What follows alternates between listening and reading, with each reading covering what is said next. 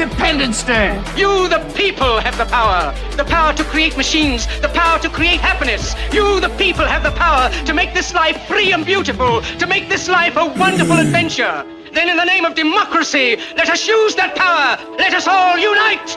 Let us fight for a new world. We don't sleep to dream, we sleep to build stamina. Energy to do our thing, get your camera. This show is about to begin, so sit down and buckle it in. Let's go!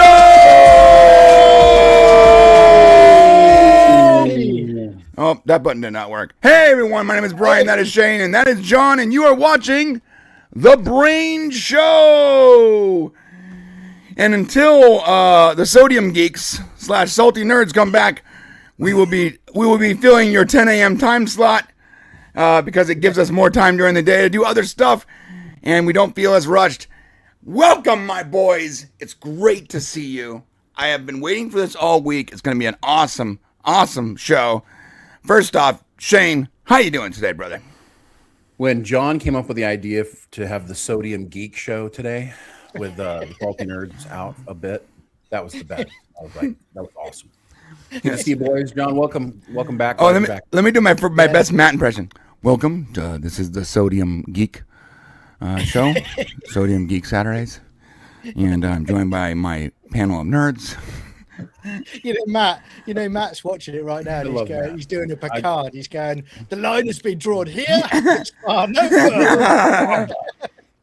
No, Matt knows how to run a show. That's for sure. So yeah, producer, all the extreme. He's great. Yeah, I've learned from Matt. I've learned a lot from Matt. Me too, but usually it's when his clothes are off. But all right. Mostly when his clothes are off. But how you doing today, Johnny? I am doing very, very well, thank you.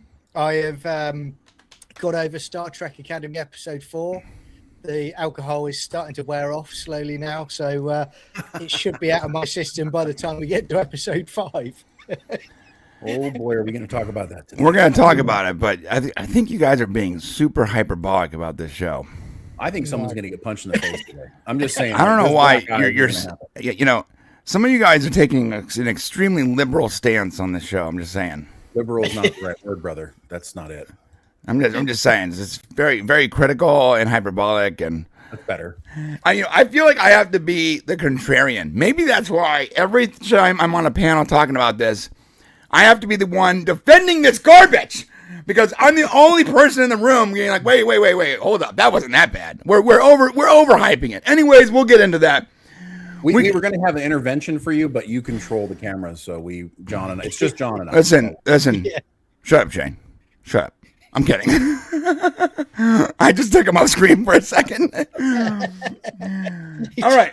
Just barred Shane from the show. You guys see what he does to me here? Hey, listen. I woke up like 30 minutes ago. I'm still a little tired. I'm literally still taking the sleep out of my eyes, bro. Thanks for sharing that with us. Hey guys. So what we're talking about today is pretty great. We are talking about the biggest flops and the biggest wins of Hollywood this year. Yes, it's going to be a long show because that is a pretty long list, just to be clear.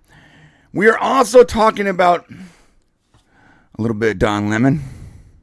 Yeah, a little bit. We just got to update that. Yeah, we just got to update it. And most importantly, we're talking about Big Bad Homan coming through. Did you guys see the speech? You guys see the Homan speech? I did, yeah. So you want to talk about that today? All right. I mean, a little bit because it has. I think we should talk more about Alex Pretti. Well, it has to do with the Alex Pretti thing. Well, yeah, you can put them all in there, I guess. Yeah, the problem is the Alex Pretti thing to me is so it's been talked about so much, and there's so much. There's a lot of disinformation on both sides, but a lot more on the left. But one thing has not been made clear, and one thing is not being talked about, and it's the most important thing about the whole story. And I figured it out while I was watching the digital videos. The digital blackface? No, I don't know what you're talking about. Oh yeah, we're gonna talk about that. Okay, but also I'm just saying something happened. Alex Pretti's motivation came out in the cameras, and I think we should talk about that. Yeah. So that segment, and that will involve the Homan thing too. So I believe Homan being on scene is actually a big deal, and we're gonna talk about he has a long track record of being able to make things work. handle problems. Yeah, no, I agree. He is a fixer, and a lot of people like him, so it's good. And last but not least, there's some stuff going on John's side of the pond that we will need to cover. Amelia and Tommy Robinson have been my favorite things to follow on Twitter recently. I'm literally considering making my own Amelia YouTube channel at this point. That character is so fun. So we're going to talk about that too. Shane, do you know who Amelia is? I have no idea what you're talking Oh, you're going to find out, buddy. Okay. Let me tell you something. John's over there in the middle of his own 2016 revolution right now. It's very interesting. Wow. Okay, well, that's cool. Yeah. But don't leave out, we're going to be talking about Klingon sexual tension. And lastly, I was going to get there. Okay. Just want Lastly, I'll see you guys. See you guys later. All right. See you guys. All right. Later. Lastly, we're going to follow up with our promise of Shane's opinions of Starfleet Academy up until the last episode from a couple days ago, and how him and I thoroughly disagree on a very specific scene where he thinks that it showed that Jadon, the Klingon, Jadon.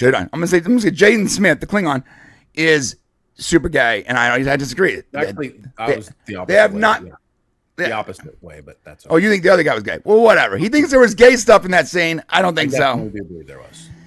There's a lot to talk about today, and we're gonna again start with movies, a little bit of politics, boom, Star Trek. Right? Yeah. Sandwich in. Okay. Sandwich in. All right. Okay. So I do want to start off with the movies, if that's cool with you guys. I think I lost John. John's camera just froze. I can hear you. I'll be like back. That. Look at that. All right, so it's funny because his camera's froze, but like he's staring at us the way Erica Kirk stares at the camera. My frozen reaction is just after about Shane talking about Klingon sexual tension. That's my look now permanently. You know what's really funny is we put out that Erica Kirk clip, and we usually don't put a clip as our last. That was the last thing we were talking about. It was short, whatever. But it has a lot of views, and I'm recognizing that the views are either people that are mad at us, it's people that are mad at us. Either they like Kirk or they hate Kirk, but either way they're mad at us for talking about it. That's like a perfect video. It's like a no-win. Every comment is people angry at us, whether you're on the pro-Erica side or the anti-Erica side. Yeah, why are we the target all of a sudden? That's the secret to being successful in 2026. You have to have a video where everyone hates you or likes you, but no one's going to like us. Most of our videos have like an over 90% like ratio. That video doesn't. It's awesome. More views. The views are going great, though. More. Feed us your dislikes. Feed us your hate. Pay us with your hate. Pay us with your engagement. Yes. People are like, I dislike this video. Thank you. You've hit the dislike. Oh, okay. That's no. The analytics engagement. After, yeah, just so you guys know, when you guys are out there on YouTube and you get like real riled up over a YouTube video and you're like, dislike, you're actually helping that creator. Because a dislike and a like are worth the same thing. Yeah, the best thing to do if you don't like somebody is just ignore them. But yeah, the best thing you do is watch the first like 30 seconds, then leave. First 8 seconds, actually. I think it registers after 8 seconds. Yeah, first 8 seconds. Be like, oh, I know that guy's gonna suck. Just go in there and watch like 5 seconds, and then split. It kills their watch time, and the video gets anti-promoted. Absolutely. All right, so I'm gonna see if my record button works real quick. Oh, good, it does. Great idea. So some great movies. Some of my buttons. 2026 is going to be an interesting year. A lot of people are predicting that it's going to be the return of the movie theater. Like it's going to be probably the best box office year financially since COVID, which I agree, but I think it's just going to be barely. And I still don't think that the theaters are going to win this year. But I applaud them trying. Okay. So there's a lot of movies this year, and there might be movies that we talk about today, and you're like, well, why didn't you cover this movie? It's impossible. It's impossible. Literally like impossible. Movies that you should watch this year. Yeah, there's a lot of movies you should watch. So we can't cover every movie. So I went and I picked about 10 movies, and I'm sure Shane had some movies, and I'm sure John had some movies. But if we missed the movie you wanted to talk about today, then just let us know in the comments. And if it piques our interest during the show, maybe we'll look it up. Or maybe it just jogs our memory and we wanted to talk about it, but we forgot, Okay. So the first movie today, there we go. The first movie we're talking about today, Street Fighter 2026. Now, this movie, and I'm going to show you guys the trailer. I'm going to make sure you guys can, if you haven't seen it yet, that you are aware of what we're talking about. But Street Fighter's 2026 is a return to the franchise. They've tried to make Street Fighter movies before. And sometimes people liked them and they had cult classics. They became cult classics, but they were never really box office. Some were just straight up flops, and others were just sort of pittered off, and they were never really box office wins. They could never capture the arcade game. They can never capture the actual vibe of the game. Now, I'm going to tell you that this movie, I feel, is probably going to be a loss. But, and I'm going to show you the trailer right now. I want you to get your thoughts on the trailer, guys. But I don't think it's going to be, it might be a loss, but it's not going to be a flop. And it's hard to, you get it? So people are going to like this movie. It's going to have a great audience score. But I don't know if it's going to make its money at the box office. This is excellent point. This you're 100% right. This is something that's going to make its money in VOD. And the reason why it's not going to make its money is because this is a movie that guys between the ages of probably 35 and 60 are going to like, because that's it. Their ladies aren't going to like it.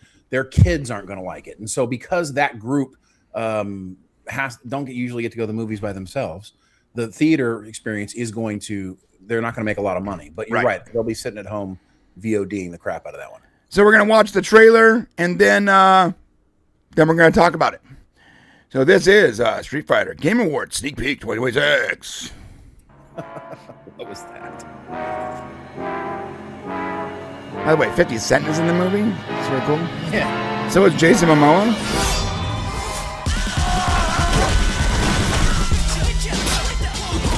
Real quick, this is both saving me a copyright claim and allowing me to sort of jump in here. Great idea. Yeah. Right away, this movie is very much video game accurate to the T. I mean, to the silly campy T. Like, the guys literally look like the video game characters, and which is what we needed. Right, and while I think that's cool, I don't know if everyone else is going to think that's cool. But for the nostalgia factor, and let's face it, Street Fighter is a nostalgia movie at this point. Yeah. It's not an active franchise that people are, rocking their Street Fighter video games. So I think having characters that look exactly like the game characters is a big win. I mean, there is still a Street Fighter community on PC gaming and all that, but yeah, that's very small. It's not as big as it used to be. No. Yeah. And by the way, the casting looks great. I mean, like, dude, guys, Chun-Li looks like Chun-Li. Chun-Li looks like Chun-Li. She's an Asian woman. She's an attractive Asian woman, guys. It's not like a trans Hindu guy or something, Not yet. Yeah, Chun-Li isn't bald, guys. Chun-Li isn't bald. Okay, how crazy is that?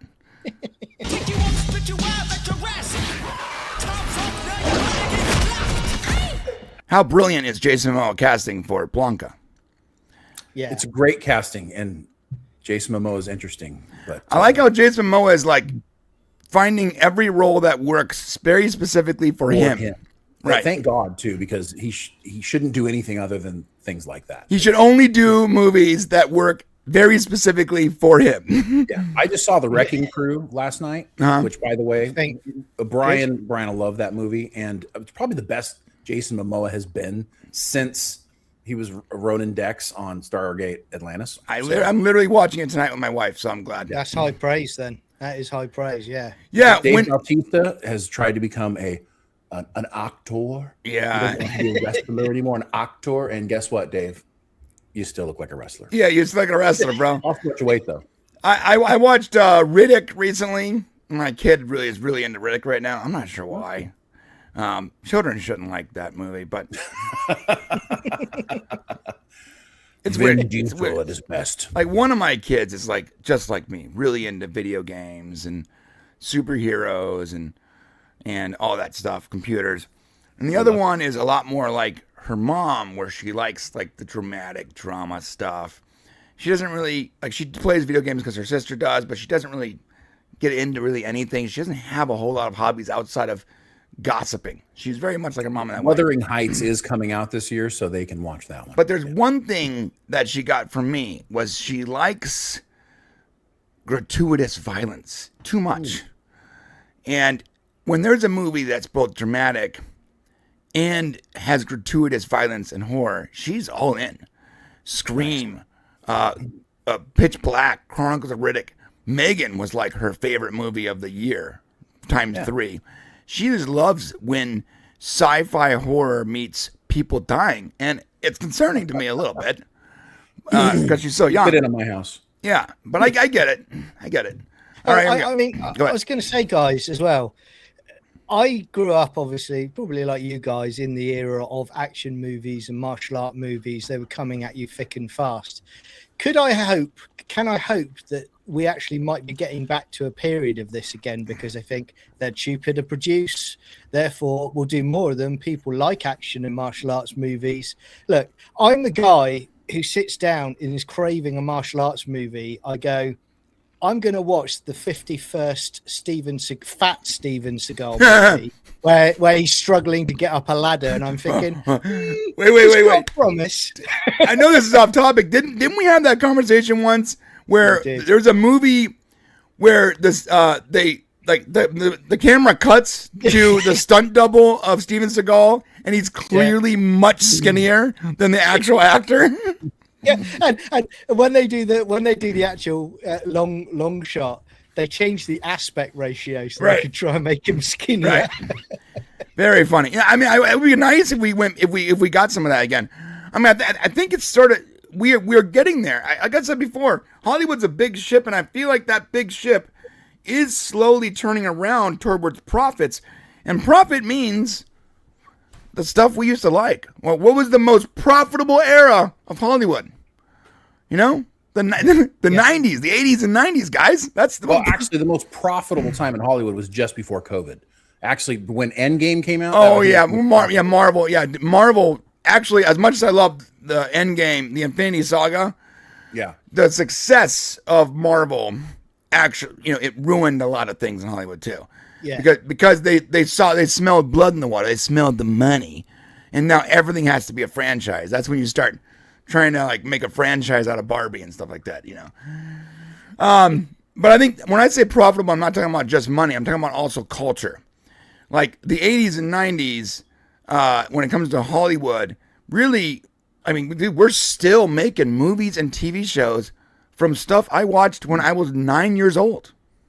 Well, and that's because that's what makes money. And so if you'll notice, 2026 movies, there are only, I think there are 2 unique movies taking place this year. A movie actually that came out yesterday called Send Help with Rachel McAdams, where basically it's a girl revenge movie. Yeah. But all the other movies coming out are IPs that we've either had stuff from before. It's either a prequel or it's either a, second, third, or fourth. And we've got live action Moana. So, that is what Hollywood will bet on because they're terrified to do many new things. Yeah, that's true. All right. Well, let's finish this trailer here.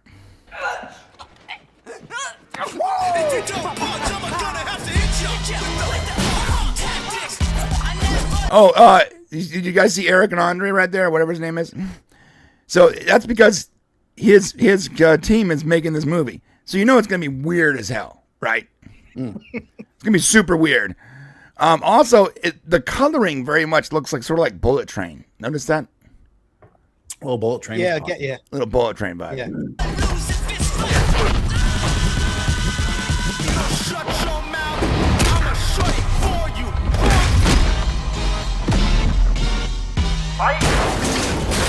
All right. Oh, they did the car. They did the car thing. Yeah. Like, this thing is like the definition of like our generation. They're targeting us. I feel so targeted right now. Yeah, 100%. That's great. Well, I just want to know that every woman who was sitting next to their husband, boyfriend on the couch groaned at the thought of having to go watch this movie. But it looks nostalgic, and I'll want to watch it. But I have to say, I still think it's gonna flop at the box office. It will. It's not gonna make the money it needs to make. It's gonna be an overall. It's gonna be considered a loss. And I think if it does make its money, it's gonna make its money in VOD. Even if the audience score on Rotten Tomatoes is 85%, it don't matter. You know, it could be successful culturally, but still lose the studio money. And when I say flop, that's what I mean. And it's also suffering from what a lot of movies are going to suffer from this year is there's just so many movies. And unfortunately, people can only afford to go to the movies so often. I would argue most families can only go to the movies once every 3 months. Because if you got a family of 5, get ready to spend $150 to $200 at the theater, at least if you're in California. Unless you sneak in the snacks or whatever. But so I feel like you're going to have to pick and choose. There's 70 movies, but people are going to watch maybe 3 or 4, maybe 5 in the theater all year. And I put out a poll right now. If you guys get a chance, go ahead and vote. Those are probably the top 4 anticipated movies, except for adding Moana in there, which I couldn't. But people aren't going to be able to afford to go see much more than that. What do you guys think? No.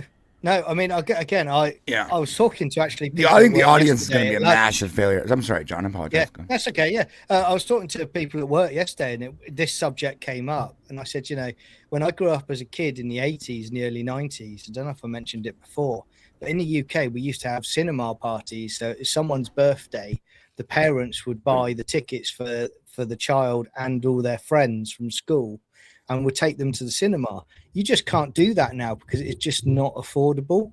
And Shane is 100% right. You have to pick and choose it. I mean, it's crazy the money here, and that's before you've even got down the pick and mix route, right? Which takes it to another level. Right. Okay, so that we just talked about something we think is going to be a loss for the studios. And again, remember, even if it's culturally a win and the audience likes it, doesn't mean it's going to be a success, and we believe that will not be a success. However, on the flip note, it might be culturally not a success, but it will be a studio success. We need to talk about Supergirl. Coming out June 26th, Supergirl, I believe, is going to be a box office win, whether people like it or not. It's going to be the opposite of Street Fighter. It's going to be the opposite of Street Fighter. Now, I'm not saying I'm going to dislike it. I actually like the first Superman. Everyone's very clear. Everyone knows that. This movie doesn't matter if you like it or not. It's going to be successful. Yes. And I did want to show you guys the Jason Momoa teaser they just put out, about 30 seconds. I think it's pretty rad. And then we'll watch a little bit of the teaser, and then we'll discuss. You guys good? Yep. All right. This is the most recent teaser. It showed Jason Momoa and all of his Lobo glory. Here's the deal. The role he's always wanted to play. This is the role he's wanted to play this since Stargate Atlantis. He's been talking about this character since Stargate Atlantis. This is his big moment. And here it is. Okay, this does not look like this is gonna end well for you guys.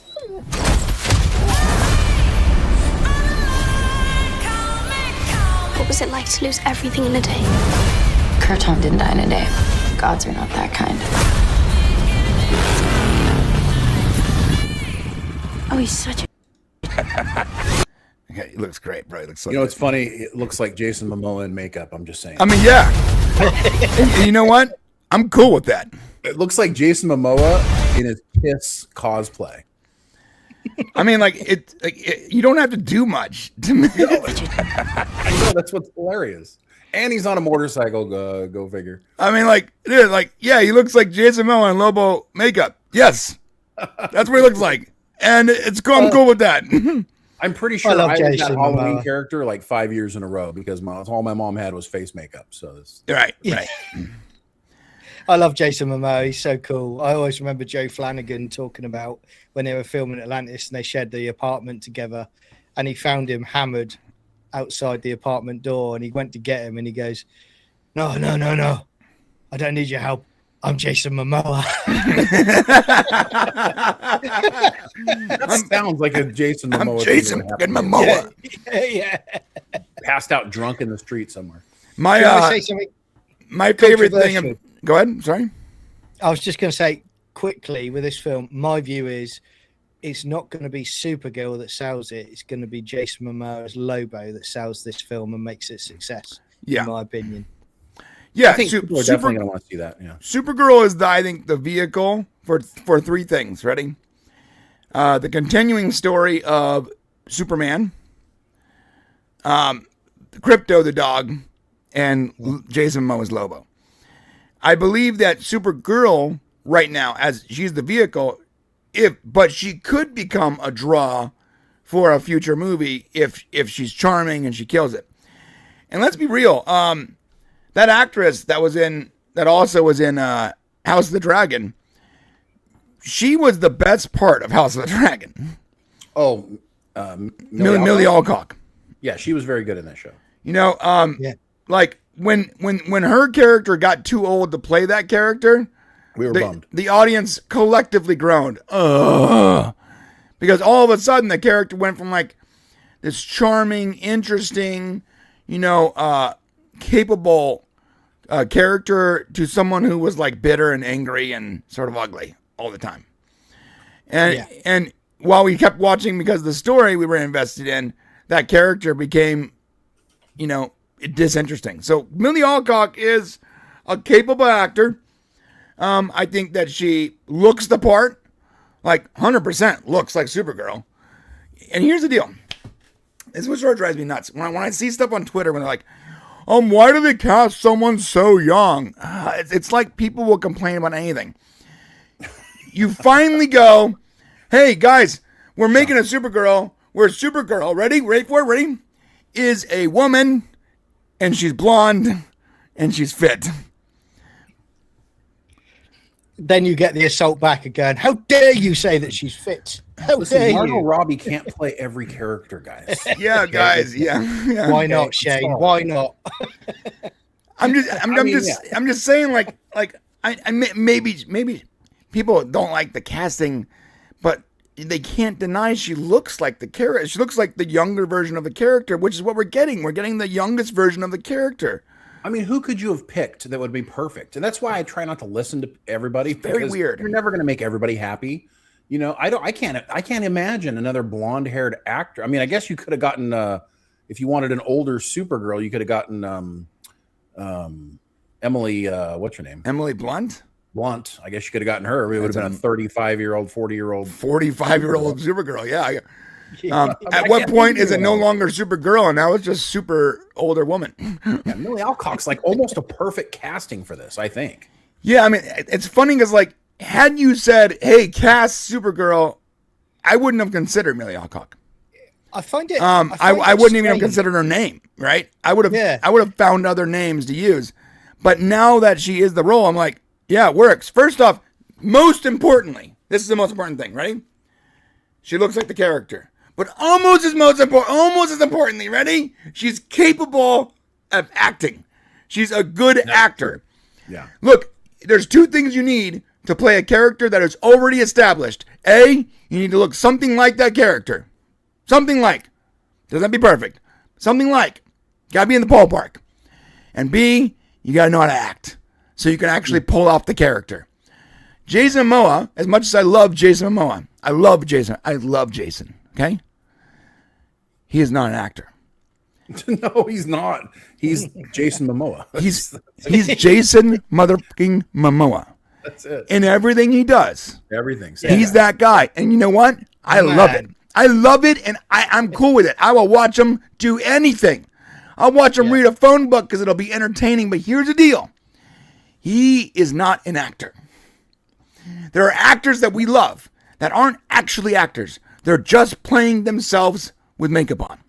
And that's fine. There's nothing wrong with that. But when you play the title character like Supergirl, and you already don't have the personality, right? Like if they made a movie called Lobo, then he'd be playing himself. That's fine. But you have to be able to capture the essence of the character that is already established. Millie Alcock is an actor. She can emote. She can actually act. Well, coming on to that, I've seen lots of traffic on X where people are basically having a pop at Millie, because she doesn't look like Supergirl. Now, I'm a guy that grew up in the 80s, and as a kid, I watched the Supergirl movie in the 80s, and Helen Slater was one of my first crushes. Also a horrible actress. Yeah, absolutely stunning.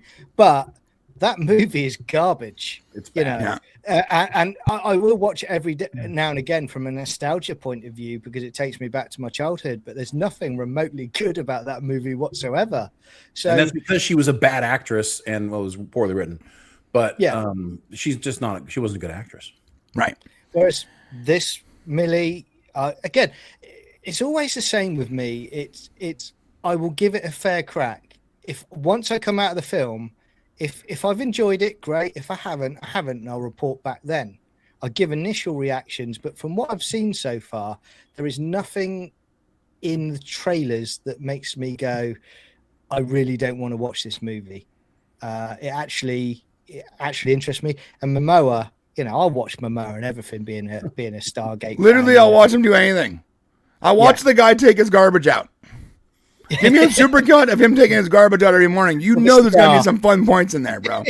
Yeah, that's true. Yeah. He's probably like smoking a cigar. He gets mad and he kicks over his neighbor's trash can. There'll be something. That'll be interesting. Agreed. Yeah, Supergirl's going to depend on I think a couple of really important things.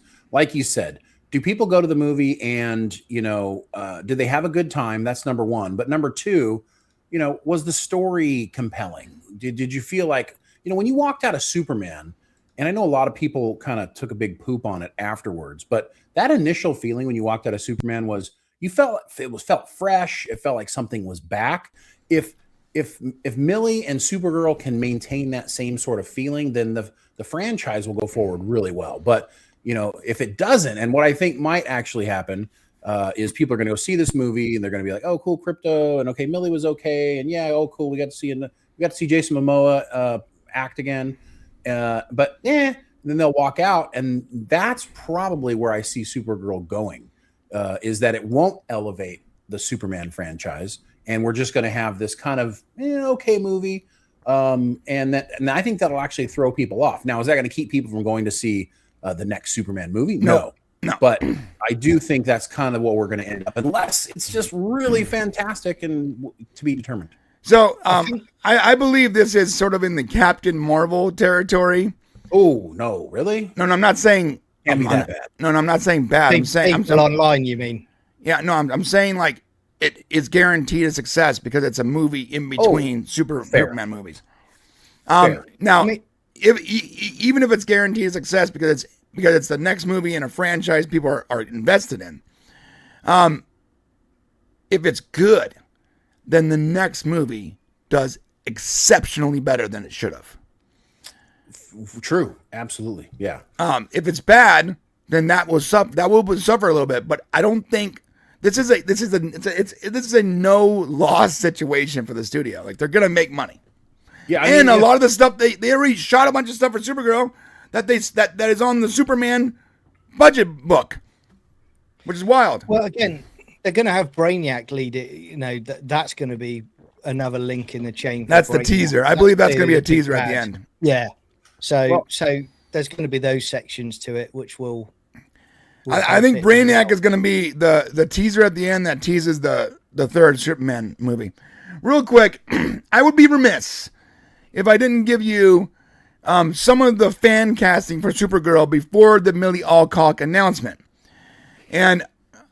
This was the number one I saw. I had to do a quick tally. I find this very interesting, and it wouldn't have been bad. Her name is Kiernan Shipka. She is the actress that played Sabrina. She is very capable. She does look the role, but guess what, guys? She doesn't look like that anymore. If you had cast her right after Sabrina 10 years ago, sure. But now she looks much older. So while people were fan casting this, they were looking at old pictures. She no longer looks like a young Supergirl. She looks like not an unattractive woman whatsoever, but she's definitely older now. And everyone ages. But had she had gotten the role right out of Sabrina, I would have totally agreed with you. But she doesn't look like that anymore. She's not. Her features are a little more thin and more gaunt, not as Supergirlish. So Okay. Do you know, for 1 minute, I actually thought that you were going to... No one of note. For a minute, I actually thought you were going to put up, these are the people that they wanted, first of all, for Supergirl, and you have just had Jason Momoa's head on top of a load of them. That's funny. Well, what I was going to say was, you know, if James Gunn is going to follow the Marvel model, which I think you should do. It was done. It was successful. You know, Iron Man came out in 2008, right? Well, The Incredible Hulk came out right after that, and it wasn't good, right? Right. But then Iron Man 2 came out, and it was like, okay, now we're moving somewhere before they decided to go with Thor. So, you know, if Supergirl doesn't do well, that doesn't mean the next Superman movie can't be like Iron Man and Iron Man 2. You know what I'm saying? As long as the studio is invested in the franchise. Because we've seen before, pretty good movie. The fans are interested. This franchise is off to a start. It might not have been a rocket ship, but it's good enough. There's momentum here. And they might make a movie that's not so good. And the studio freaks out, gets cold feet, and starts pulling plugs and changing contracts. And, oh my God, the ship is going down. And they lose. Warner Brothers is going to do that unless they get bought by somebody who does that. Right. I think Warner Brothers trusts James Gunn. You're right. But I'm just saying, Warner Brothers before James Gunn and David Zaslav did that. And they should trust James Gunn, because without James Gunn, you don't have the Marvel franchise. Let's be honest here. James Gunn is the secret weapon that helped build Marvel. People don't know that, but he pretty much wrote the Infinity Saga. And he's not accredited for it. Go ahead. And if it's Netflix that do acquire Warner Bros., you know, as what's going on in the press, they're generally a company, they do kind of stick with things a bit, don't they, until it really hits rock bottom. So I would say as long as it's getting a reasonable return from their perspective anyway, they'll continue the project. Here's the problem. Can I give you guys a problem with Netflix buying Warner Brothers? And we still don't know who's going to get Warner Brothers. Like, there's still a battle to the end. And I know there's a battle still raging because my stock price is still way higher than it should be. And every day I look at it and be like, is this the day I'm selling you? Huh? Yeah. WBD. Make sure you sell on you buy the rumor, sell the news. So when it does sell, you sell that stock right away. Oh, yeah. No, every day I look at it, I'm like, WBD, my friend, how are you doing today? Is this the day that I sell you off? Right. But it's way higher than it should be because it's still in contention. There's still news. They're still fighting over it. But if Netflix buys it, here's my problem. Netflix is not a movie studio.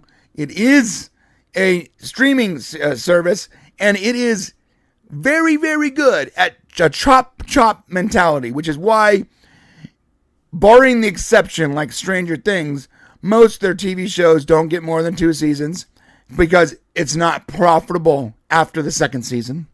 No matter how well received it is, it's not profitable. So while they will stick with something, they don't give it all the runway it needs because there's a moment there where they're not getting enough new subscribers to be worth it because they're not selling tickets. They're selling subscriptions. Well, and the biggest mistake Netflix is going to make if they buy it is they're going to let HBO Max, Warner Brothers operate on its own as it is currently, which is just a mistake.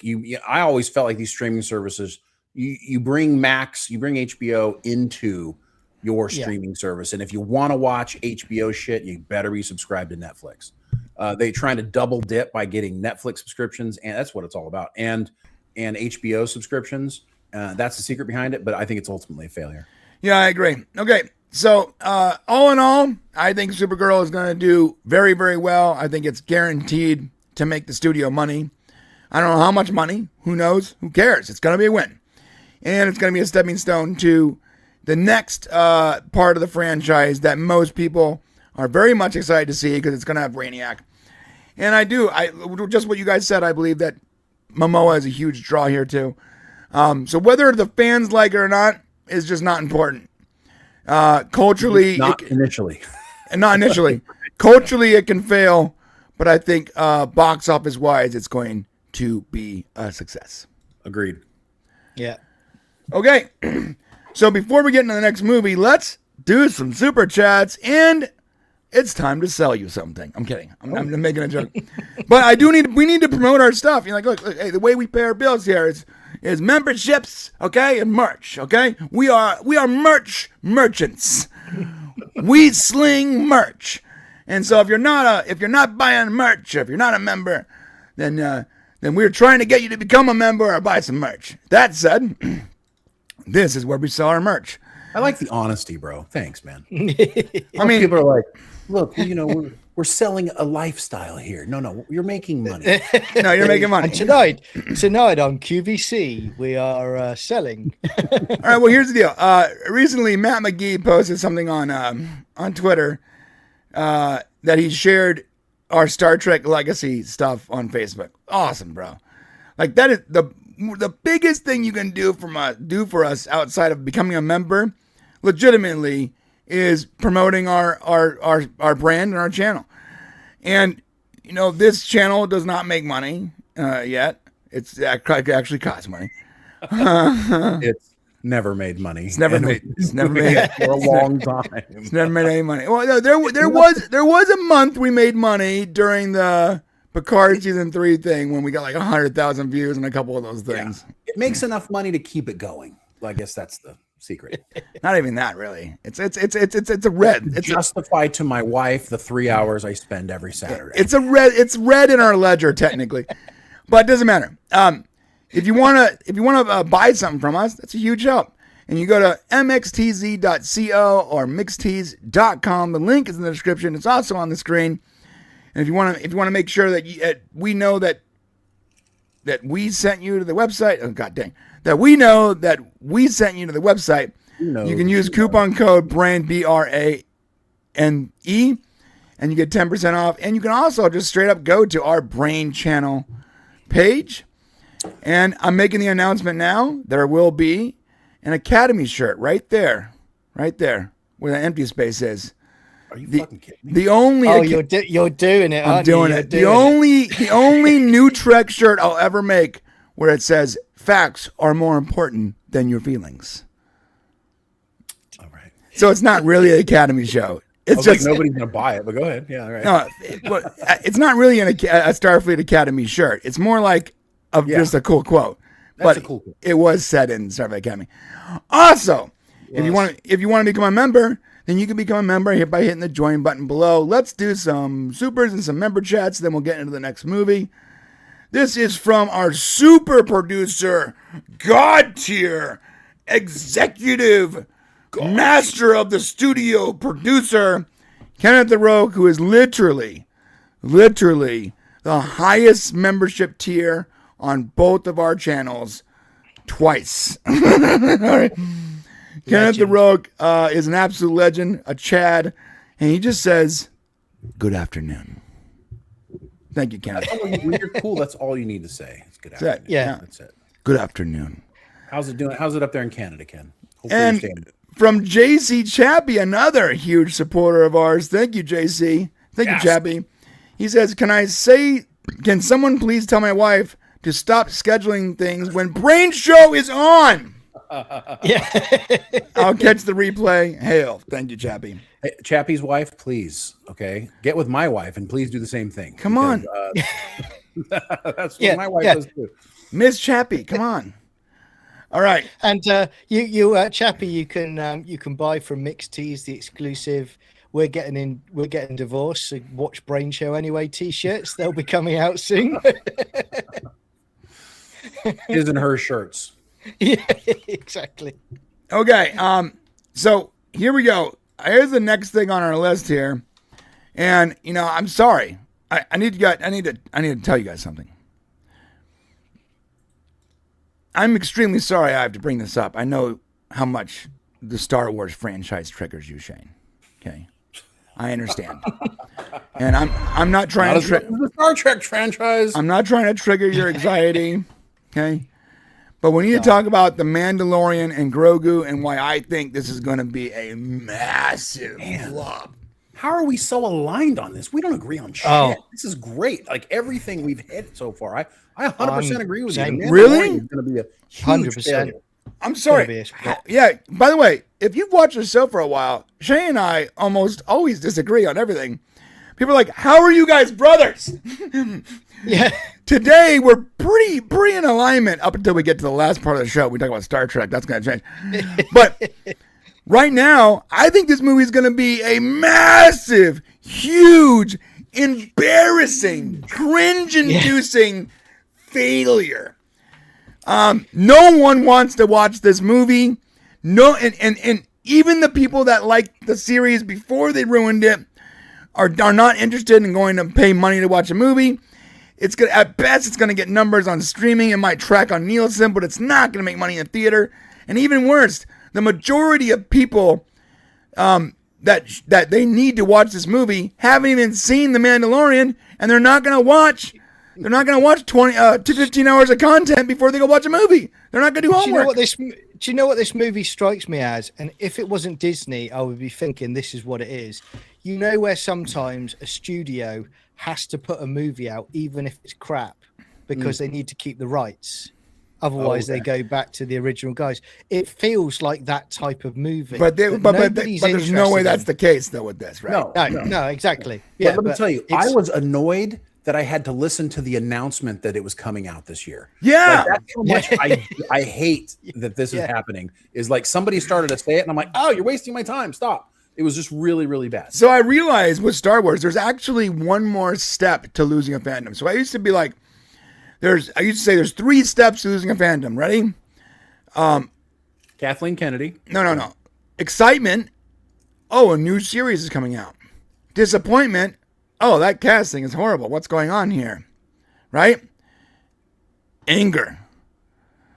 This is not my Star Trek. This is not my Star Wars. Well, then last year I've added a 4th level. And I said, then there's apathy, where you're like, I don't care about this anymore. I'm over it. Right? I don't care about this. Oh my God, that's so funny that you said that. And I used to think apathy was the final step, but I realized with Star Wars, there's actually a 5th step to franchise ending emotions. It's now repulsion. It goes from excitement, disappointment, anger, apathy, and ready, finally, now I'm mad that this is on my feed and I have to talk about this at all. It's repulsion. So when you get to apathy stage, I believe there's no coming back. When you're at the anger stage, I believe you can still pull up out of that tailspin and make it back to the sky. But when you're at apathy, you've crashed, right? When you're at repulsion, we're burying it. It's over. Just end it for the next 15 years and let people forget that you suck. It's funny that you said that. I tweeted something yesterday. I just sent you the link to it. You should show this tweet because it's amazing that you chose that word. Because wait till you see what I put here, and you're going to be like, "Oh yeah." I completely solidified what Brian just said with my tweet yesterday. Oh my God! Here we go. Here we go. Here. Shane's just trying to rub it in. He's like, my current state of Star Trek, I call this scene apathy on the edge. That's right. The Enterprise has crashed and it's on the edge of falling to the floor. We're not talking about Star Trek, so I'm just saying, you're right. You're talking about franchises, right? That the feelings that you get, Star Wars, Star Trek, right? We're kind of in the same boat. There's star in the title, yes.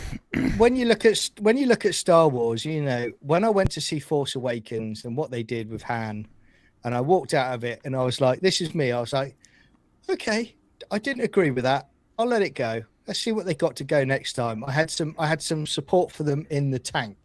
Then when I got to Last Jedi and I walked out of Last Jedi and I'm like, those bastards. And then later on after that, we got Mandalorian season 1, you know, and I was like, this is actually not a bad season of Mandalorian. I enjoyed it. And I thought, good. You got rid of Grogu, but no, they got greedy. They wanted to spin out the marketing for Grogu. They brought Grogu back now, and then you got to season 3 of Mandalorian, and it was atrociously bad. So bad, Right. It was so bad. It made me hate Oh, it. Don't forget, don't forget now we're Kenobi. done. Then we did them Oh, Kenobi. yeah, came out. Kenobi. Well, again, that just, you know, that's why I didn't mention it, because it just my mind goes blank when I think about Kenobi. I just like, Yeah, you know, so many things in the start, like Solo, whatever the Han Solo movie. I didn't like it, but it didn't really move the needle either way for me. Rogue One Was very good. was very good, but it still didn't really move the needle very much because it was like tapping into, you know, an old story. It was a prequel. It was a prequel. yeah. Force Awakens moved the needle, but I'd be lying if I wasn't a little disappointed that I felt like I just sort of watched the first movie sort of Good Hope again? rehashed, right? But had they continued that and just rehashed the entire movie for a new audience, I would have been a lot happier than whatever the hell happened with the second and third movie of that trilogy. Yeah, and there's a maybe we'll try to put it in the link below. We were so upset by the way Star Wars ended. We created our own way Star Wars should have gone, and it's a video that actually did pretty well on YouTube. It has 500,000 views. Yeah. And Yeah. It's the way Star Wars should have been made, 7, 8, and 9. Right. We'll put a link to that. So Yeah, I'll put a link in the description of this video. 500,000 views that video did. Well, that's the difference now, isn't it? We're at a point now where there are people making on YouTube far more entertaining and enjoyable stuff to watch from the Star Wars universe than Disney have done since they've had ownership of it. I mean, I'm going back at the moment. I'm listening to the Darth Bane audio series, you know, audio books. Fantastic. But again, I'm just going to finish before you play it. I'm just going to say Kathleen Kennedy, paraphrasing her, where she said, we didn't have a lot of ideas to use, so we had to come up with new ideas. You only had the expanded universe, Kennedy. You had 30 years of ideas. Like the fan base and Lucas and writers, they've been keeping this thing going for a long time. We didn't have much ideas to use is the stupidest thing I've heard in a long time, dude. Yeah, I really can't stand Kathleen. How many Timothy Zahn books have we all read, guys? It's like, Oh yeah, yeah. No, you're right. and it's crazy because they not only do they have the material to use, they also know what material was the most successful via the book sales and the comic sales. They can just look at those numbers and be like, hey guys, You're 100. we should just adopt the Timothy Zahn series because that was the most successful book for 4 years running. It was a fictional Star Wars book that actually made the top 10 bestsellers list. Yeah. Come on. But no, they decided, let's go with Mary Poppins Leia instead, because that'll be a seller. So dumb. Well, you know, I thought you were going to say your fifth thing that was that you know for fandom was that Kathleen Kurtzman was making it. You know, so that's how I do it. No, I think that repulsion That's a is. hybrid. I think repulsion Just like is the Jedi final. are. I think repulsion's the final emotion because when you like apathy is fine, but then you're like, dude, why do we have to keep talking about this? Now I'm mad at the people that are forcing me to continue talking about this stupid franchise. And I realize the irony of saying that because I'm doing that to you right now. But I hate you guys. Yeah. so here's the trailer, and then we're going to wrap up our thoughts. By the way, we're going to break in and out because the YouTube gods are really, really stupid about talking about movie trailers. So we have to break in every once in a while, like I just did, to make sure we don't get copyright claimed, and I don't spend hours fighting 27 copyright claims. And the studios should love it because we're showing their trailer. They're getting people excited about their shows. It's nonsense, isn't it? It's Yeah, nonsense. I don't want to go too heavy on this, but I find it weird that other channels we don't have this problem. Yeah. Like we own other channels, and they don't have this problem. But this channel, where we're critical, does. Interesting. Yeah. All right. Anyways, Mad. by the way, visually this looks good. Like it looks like Star Wars. It has the right theme music. Like had this trailer come out after Force Awakens, I would have been excited. I would have been like, dude, this looks like proper Star Wars. Oh my God, look at that bounty hunter with the little Yoda guy. I'm just fed up now with the little cute sidekick. Yeah. I mean, I look at it from a story structure, and I'm thinking that Grogu is going to get picked off easily. All right, you're a bounty hunter. It's a massive liability for you. The big problem was, John, is that right when the first season of Mandalorian came out and Grogu came out, all the girls fell in love with him because he was a baby Yoda. And it was like, if you recall, it went meta. And so Disney locked on to that going, oh, there we go. There's our vehicle. It also didn't help that it was right around Christmas time and like every single Grogu doll was just selling out instantaneously. It really messed up where this could have gone, probably. Yeah.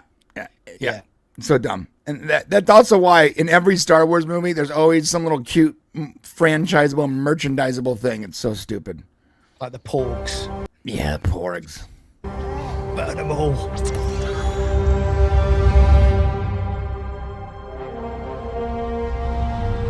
I mean, that little animatronic thing, that's clearly like, looks cool. Babbo Frick, is it? From I don't know, the last but it Rise of Skywalker. Like it looks like the same kind of graphics we saw during it's Star the Wars. one that reprogrammed 3PO, isn't it? That's the character. Yeah, my question is, at what point do they make Grogu a little bigger so he's not just a liability? Never, bro. Yeah. Never.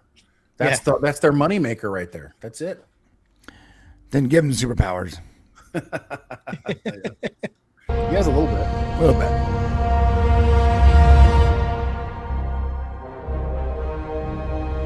Oh, look at the queen of sci-fi herself. Yeah. Sigourney Weaver. Taken over from Carl Weathers.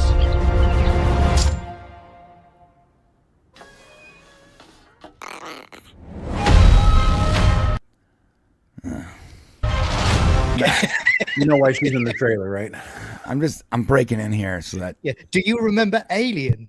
Do you remember that film? Well, guess who this is? This is somebody who was in Alien, a very successful sci-fi horror film. Remember Galaxy Quest? I remember. I remember.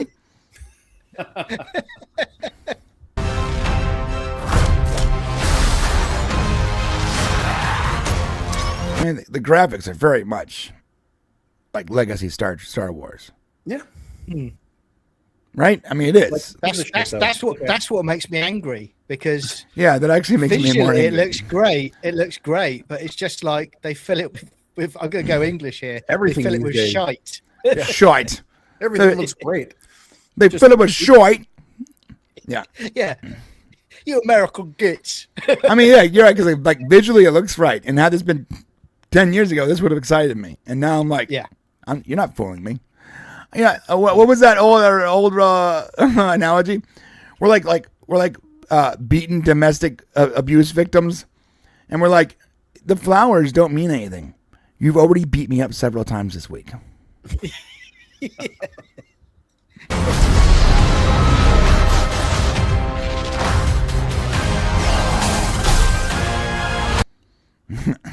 All right, I'm just breaking in here so I don't get copyright claimed. But okay. Oh, look at Iron Man. Oh yeah. Look whose ship that could be. Andor, Cassian Andor. He's got a ship like that in Rogue One, isn't he? Yeah, but like, do we what care? they're gonna do? Do we care about that character? No. Like no one cares about that character, right? Do we care about any of these characters? No, but like very specifically, do Mandalorian fans care about Andor? No. Well, Cassian was in Rogue One. Or Rogue One? Yeah. Andor was the movie. Yeah, it's confusing. But Cassian was, he was a pretty decent character. But Rogue One, remember, everybody died. So it's like, everyone died. That's what I found nonsense about these. Spoiler alert! By the way, this was spoiled in 1979. When they literally told 77. you at 77 at the beginning of the film, a lot of men died getting us these plans. So if you're mad that was a spoiler, guess what?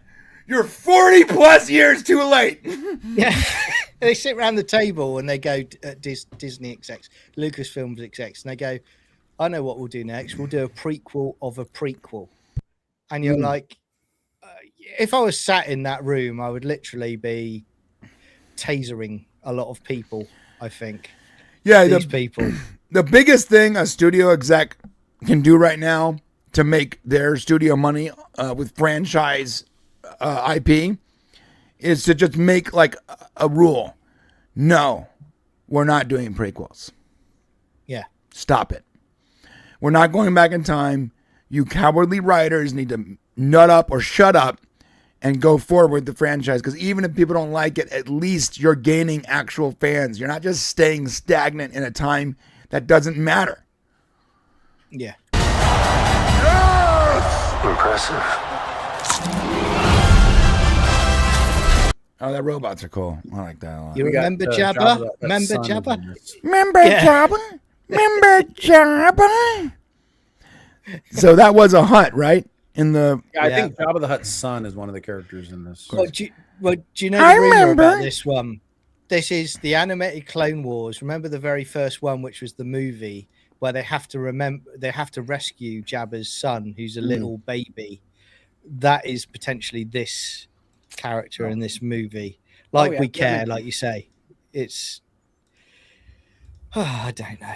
This is the way. Me. Oh, you're killing me. I can always tell when a franchise has lost its luster is when that scene doesn't excite you. Yeah, right. Yeah. Well, when this does not remotely make my penis twitch. When an AT-AT doesn't excite you anymore. Yeah, when AT-ATs are now boring. No. Like we used to sell a lot of. We had a Star Wars design called "This Is the Way" and had a cool like Mandalorian silhouette, and it was really rad. And we used to sell like hundreds of these things a month. People really love that shirt. And then season 2 came out and everyone stopped buying it. Guys, it was like we can literally take our sales numbers of that design and overlay it to when season 2 came out. And we're talking about within a week of season 2 coming out, everyone stopped buying that t-shirt. Yeah, first couple episodes. It just stopped. It's crazy, dude. The only way Star Wars can... I'm sorry, John, I'll let you go right now. That's right, mate. The only way Star Wars can ever be fixed is if they fucking disappear for 7 years. 7 years go away. Then come back with something that goes forward in time that people actually want to watch, that gets them excited about seeing Star Wars again. I'm sorry, go ahead, John.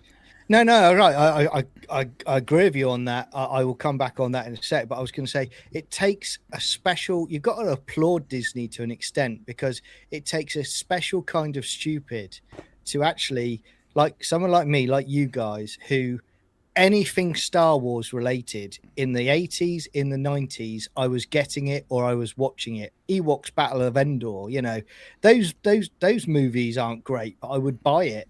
But what they did, the games we had in the 90s, you would just get them to play on your PC because they were that good. Now, TIE Fighter, X-Wing. Guys, I'm talking about next level. Republic. Yeah, whenever someone goes, hey, what does this logo remind you of when they see the Lucasfilm logo? I go, it reminds me of playing X-Wing, and it reminds me of that amazing scene where my trainer or whatever is like, see you on the far side. And there's this moment where if you don't make the right decision, he doesn't make it through the canyon. And you genuinely feel bad for like this fake video game character because of the emotions that it invoked.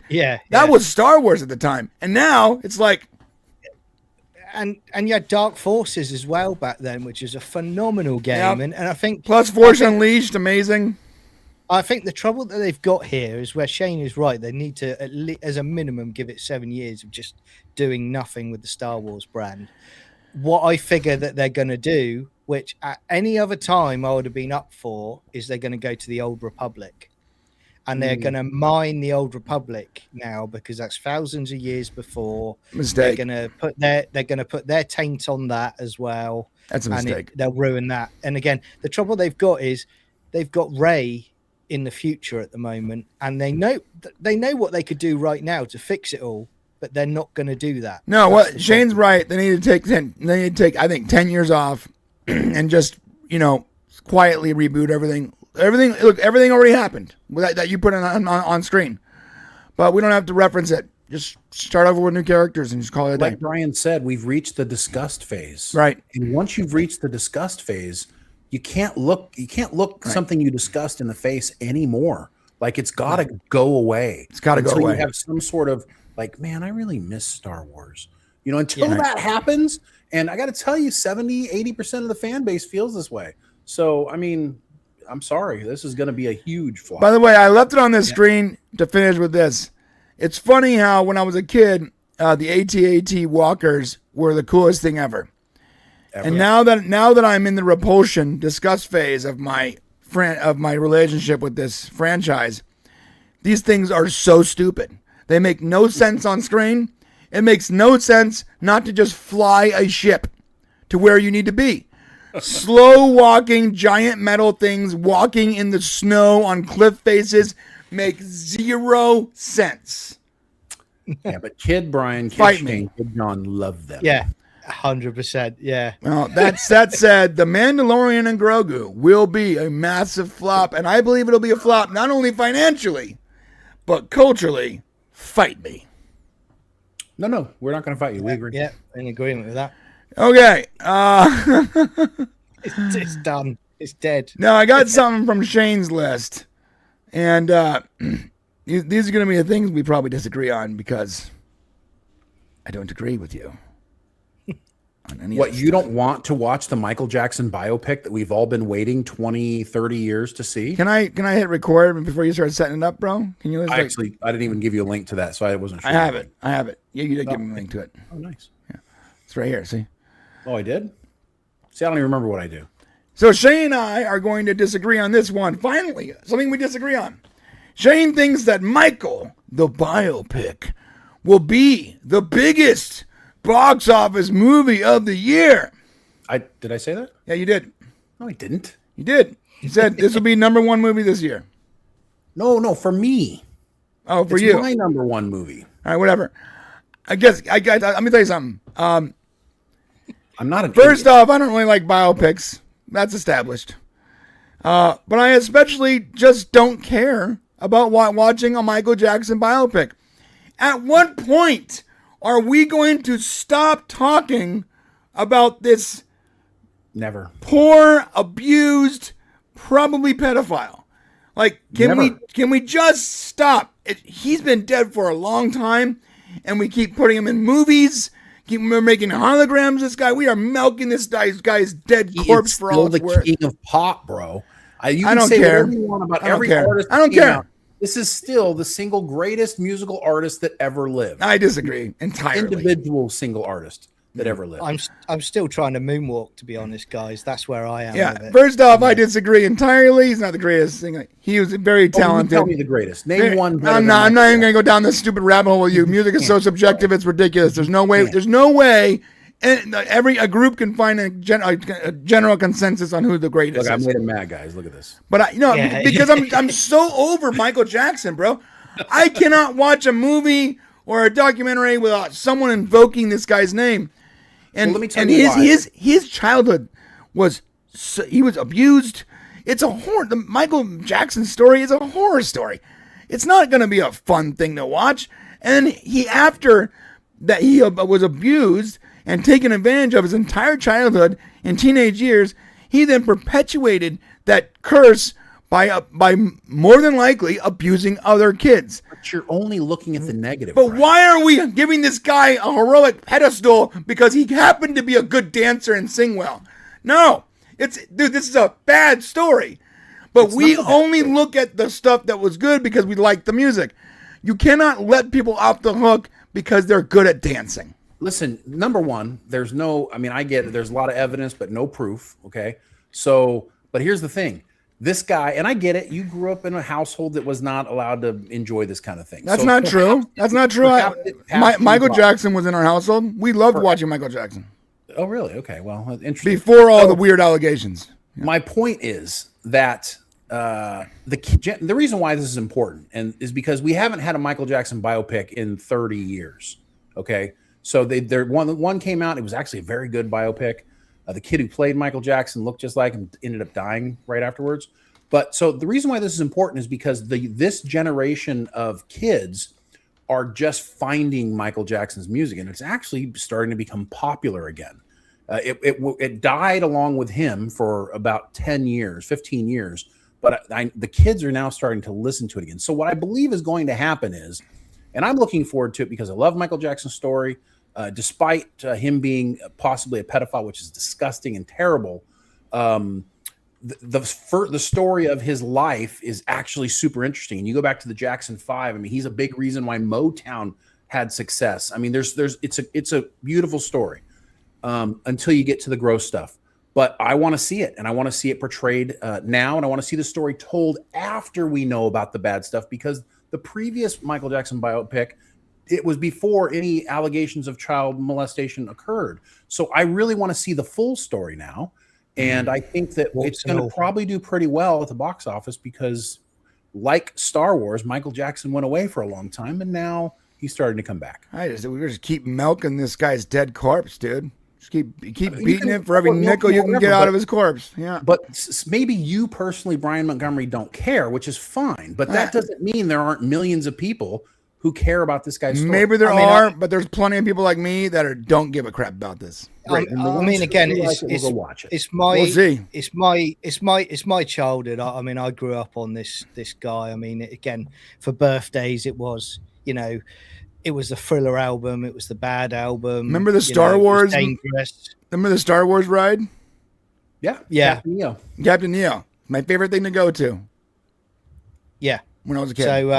So yeah, it was my thing. I'd be curious about it to see how it does. I mean, it's going to be interesting to see how it does do, because I want to see if there is truly, as you say, Shane, there is that interest now in Michael Jackson like there used to be. Or you know what I love about this, Shane? Our disagreement is going to be decided. Yeah, I agree. We will find out whether there are more people like me out there watching this or more people like you. Well, it depends. There's going to be one caveat. If they don't market the movie, which I'm concerned because I have not seen much marketing on it at all. If they don't market the movie, it may not do well. But if it gets a reasonable, fair treatment, then I do think you're going to see a pretty decent box office on this. And to be fair, Universal is not very good at marketing their stuff. They're really shitty at it. Yes. Okay, so we're going to watch a little bit of the trailer. I got to jump around in the trailer a little bit, guys, because not only does YouTube weird about movie trailers, but Universal is extremely litigious, and Michael Jackson's franchise even more so. So there's almost no way to avoid a copyright claim here without me jumping around like some kind of, ADHD kid having a seizure. So here we go. I know you've been waiting a long time for this. The tracks are made. Skip. The songs are ready. Let's take it from Skip this over. is your story. I mean, the trailer is very well done, by the way. And embrace the future. And the guy looks like the person. I was gonna say character. He sort of was playing a character. At he was a character in a way.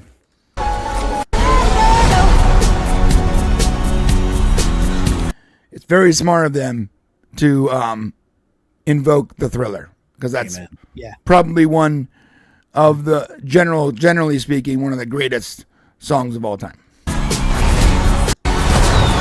Billie Jean. Okay, but remember, Billie Jean's awesome. In here.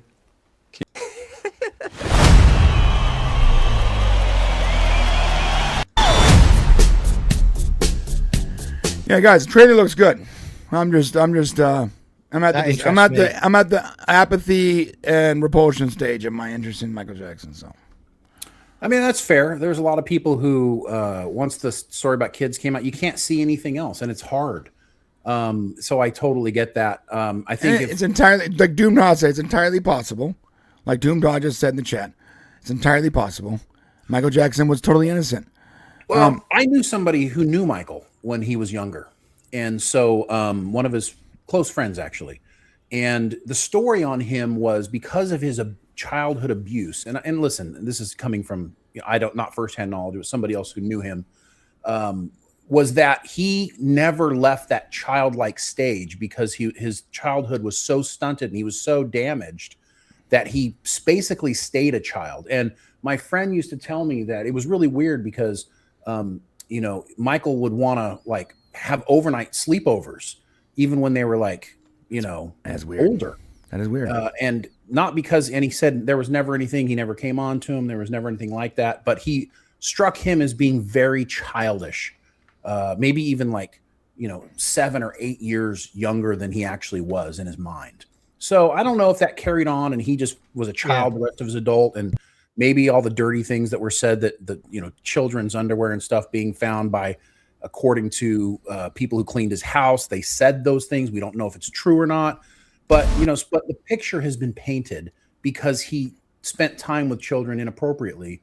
Perhaps it was because in his mind he was that way, or perhaps he was actually a pedophile. But it's hard to know. And until we know something, I'm just gonna try to enjoy the things I loved about Michael Jackson and keep it at that. You should count your blessings as well, because if this had been done by Disney, they would have been putting out a Michael and Grogu movie in the next few months as well. No. Bad, John. Bad. Billie Jeaning, they're moonwalking across the sand dunes. Okay. So the next thing we're talking about, by the way, thank you, Doom Tall, for that super chat. I appreciate it, my friend. And you may be right. Look, I have no right to tell someone whether or not they're guilty of that stuff. I don't know. I don't know how much was real, how much was manufactured. I do know, though, that his childhood was messed up. And even if he was completely innocent and he's just sort of a damaged person because of his childhood, even that alone makes me turned off to the whole story. And I think that the people that contributed to his abuse should be locked up and not be making money off of his dead corpse. So, yeah. Well, his parents own it's his parents, and they own the rights to his image. Rights, yeah. And so the same people that afflicted most of the abuse. Agreed. Yeah. But I still believe, like, you can say that it's making all their money off their kid that they abused and damaged because he was talented. I hear what you're saying. It's so fucking gross to me, dude. Here's the thing. You don't care about watching his life. Okay? But there's so many of us that do, that this is actually looked at as not they're capitalizing on, and it's like, cool, we might get to see things we never knew. I just see his fucked up family still making money off of him even in his death. Yeah, I will say something controversial here, guys. For me, which has always struck me is, and I think I might have touched upon it before, but for me, I've always found it very peculiar about the parents who alleged the abuse, and they were taking big out of court settlements. Now, I'm not a parent, but I'm an uncle, and I've got a great niece.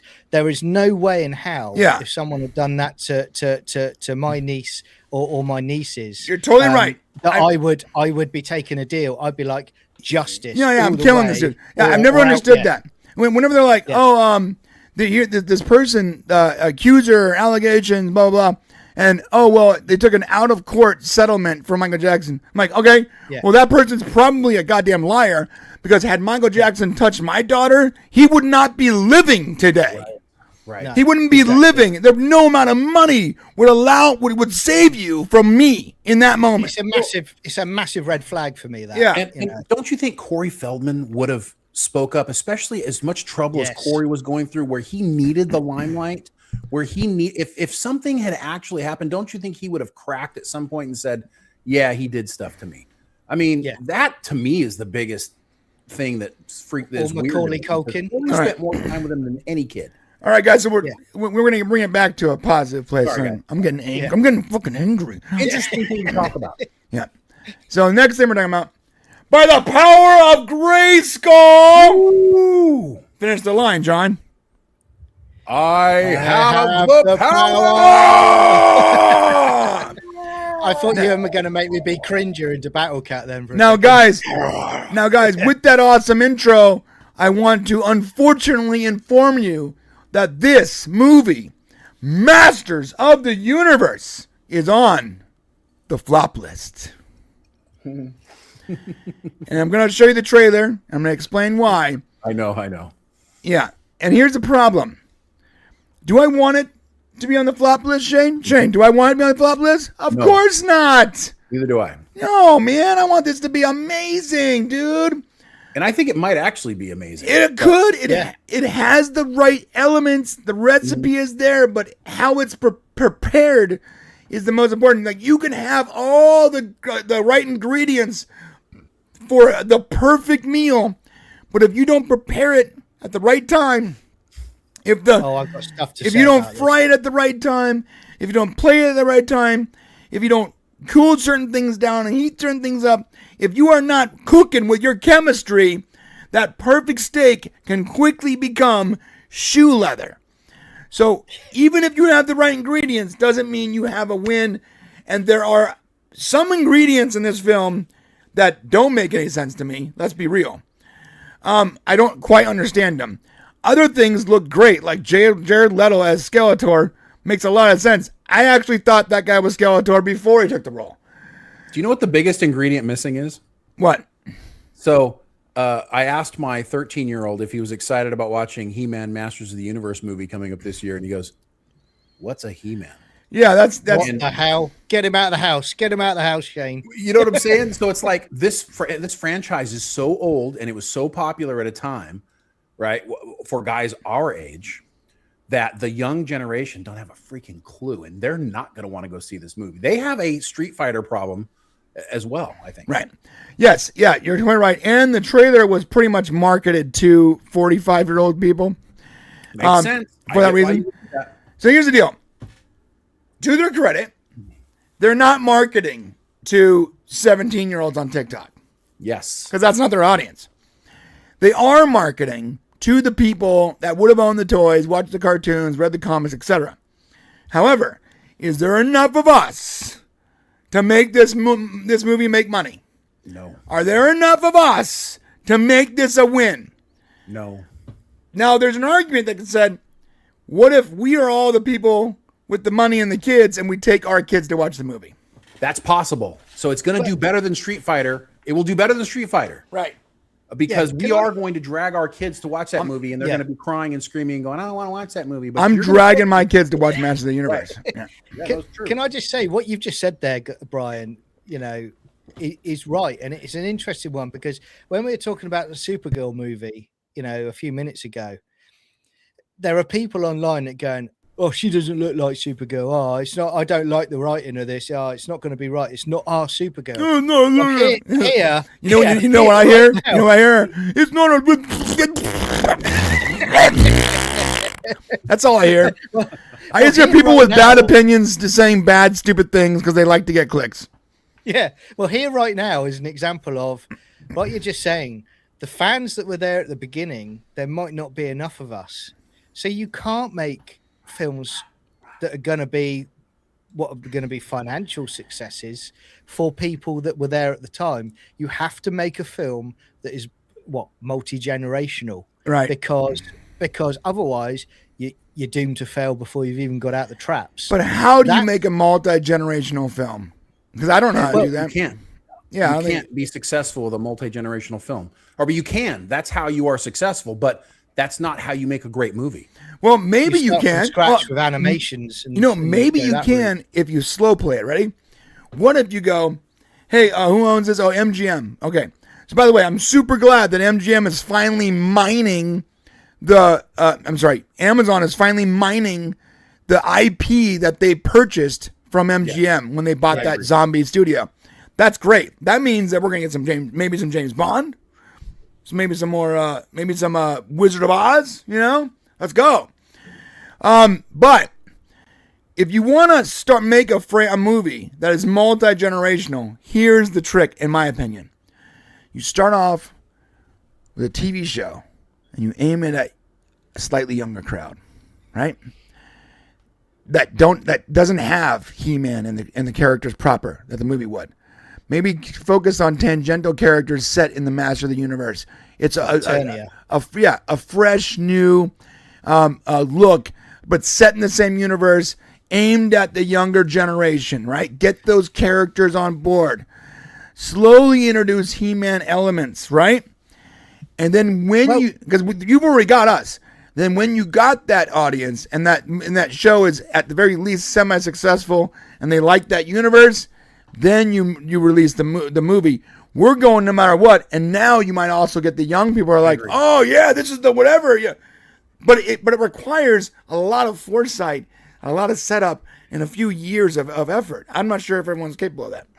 Well, I would say that and I agree with you on that, and I think that they wouldn't go far wrong with trying to recreate almost like the 2002 animated series, because that was a good series, and that established how Skeletor became Skeletor, and they built it up, but they fleshed out the characters, the surrounding characters, which was really good. So they could do that, and I'm like, yeah, I did it. On my channel, I did a teaser trailer reaction to it, and I was excited. His channel's linked in the description, everyone. Yeah. He can use the sub. Go get him. Yeah. I went straight on to Amazon straight after it, and I watched the Masters of the Universe documentary again that I haven't watched for a couple of years, and it's a great documentary because I was excited. I think I'm going to enjoy the movie because of what I see in this trailer, but there are elements that I've got issues with, but I'm never going to get what I wanted. That was never going to happen, and that's the problem. Now, there is one part on the trailer that I'm going to stop, and then I'm going to admonish all the rage merchants out there for complaining about this. You know what I'm talking about, John. Yeah. Look, I love people that are honest and authentic with their opinions. You know what I hate more than anything? Dishonest grifters that really want to complain about something because they need to complain about something for views or clicks. Yes, that's bad. It bothers me in a way that is primal. Like when I see it, it's a primal, guttural repulsion to that kind of behavior because I hate dishonesty. I hate it. And we're going to talk about that later on with Bryan Cranston. The guy is the most dishonest piece of crap on the planet. I can't. Don't read his tweets, bro. I hate him. I've never hated a person more than I hate the character he plays on Twitter. But That's the thing is, so much integration. but guys, dishonesty, and I know it works, but it's gross. So when I see people in our space, like that have our freedom of speech, honest, moniker, it bothers me when you see them going for super low-hanging fruit because it's going to get quick engagement. It does. Do you know what's going to make me laugh going forward is I'm going to be watching one of your videos, guys. I'm going to see Brian with his angry face on video, and I'm going to be going, is he talking about Bryan Cranston, Star Wars, or yeah, they all look the same? We're getting to the point that my angry face is like it could only mean like 6 things at this point. It's 6 things because like almost nothing actually makes me angry, but there's like 6 things that make me want to like just disgusted. And Bryan Cranston on the list. The guy is such a freaking douchebag. All right, let's go. Just a note on this before you roll it. So just if you didn't know the history, He-Man was created. It wasn't a cartoon. It was a cartoon, but it was created because they wanted to sell toys. So Mattel wanted to sell toys, and they said, and part of their thing was, well, let's make a cartoon for these toys we want to sell. And it actually is the reverse of how we do things nowadays. Whereas you get something and then make a toy. So this was right. It's almost like great time. It's almost like ready. So Shane and I always make merch for whatever video we're doing on our main channel. Like we'll make coffee, like Janeway's coffee blend, T-shirts. We made socks once, a clock for Stargate, right? But the thing is, we've never gone like, I really want to sell this merchandise. Let's make an entire video just to promote this merchandise. Right, to make up a story about it. Right, but it's sort of brilliant. Like they did that with He-Man, Transformers, Voltron. Like how many of our Joe? How many of our most beloved things ever growing up were all so they could sell us toys? It's crazy. Way to go. Didn't Reagan change the act, and that's what altered it? It did, because he did, didn't he? Marketing to children changed. Yeah. All right. In the 80s. So this is the trailer. Again, we're going to jump around a little bit to try to avoid a copyright claim. We don't know if we're successful. And what does it mean when we get copyright claims? Well, any of the ad revenue we'd make from this live stream or the video clip you're watching afterwards would just be gone, right? The video would get less promotion. So if you're watching this right now and you want to support us in a way that means, because we're probably not going to make money on these copyright claims, click the join button below, or at the very least, hit the like button and the share button. But here is the teaser trailer for Masters of the Motherfucking Universe. Woo! All that stuff that only exists in legends and bedtime stories. Talking tiger. By the way, that looks great. Right? It does. Right? And the sorceress coming in as well. It look You that legitimately looks like the toy I had growing up. Yeah. It looks like the Trying to the ram the skull figure castle. into the mouth. Yeah, bro. Tigers, spaceships. Very cool. Can I just say about Castle Grayskull? Wouldn't it be really funny as you get to the film and it's actually like the actual toy and you look, the interior is just stickers of devices on the wall? Yeah, that'd be great. That'd be great. I mean, they wouldn't do that, but it'd be so meta if he was like, good. "What is this? Why is the window just a sticker?"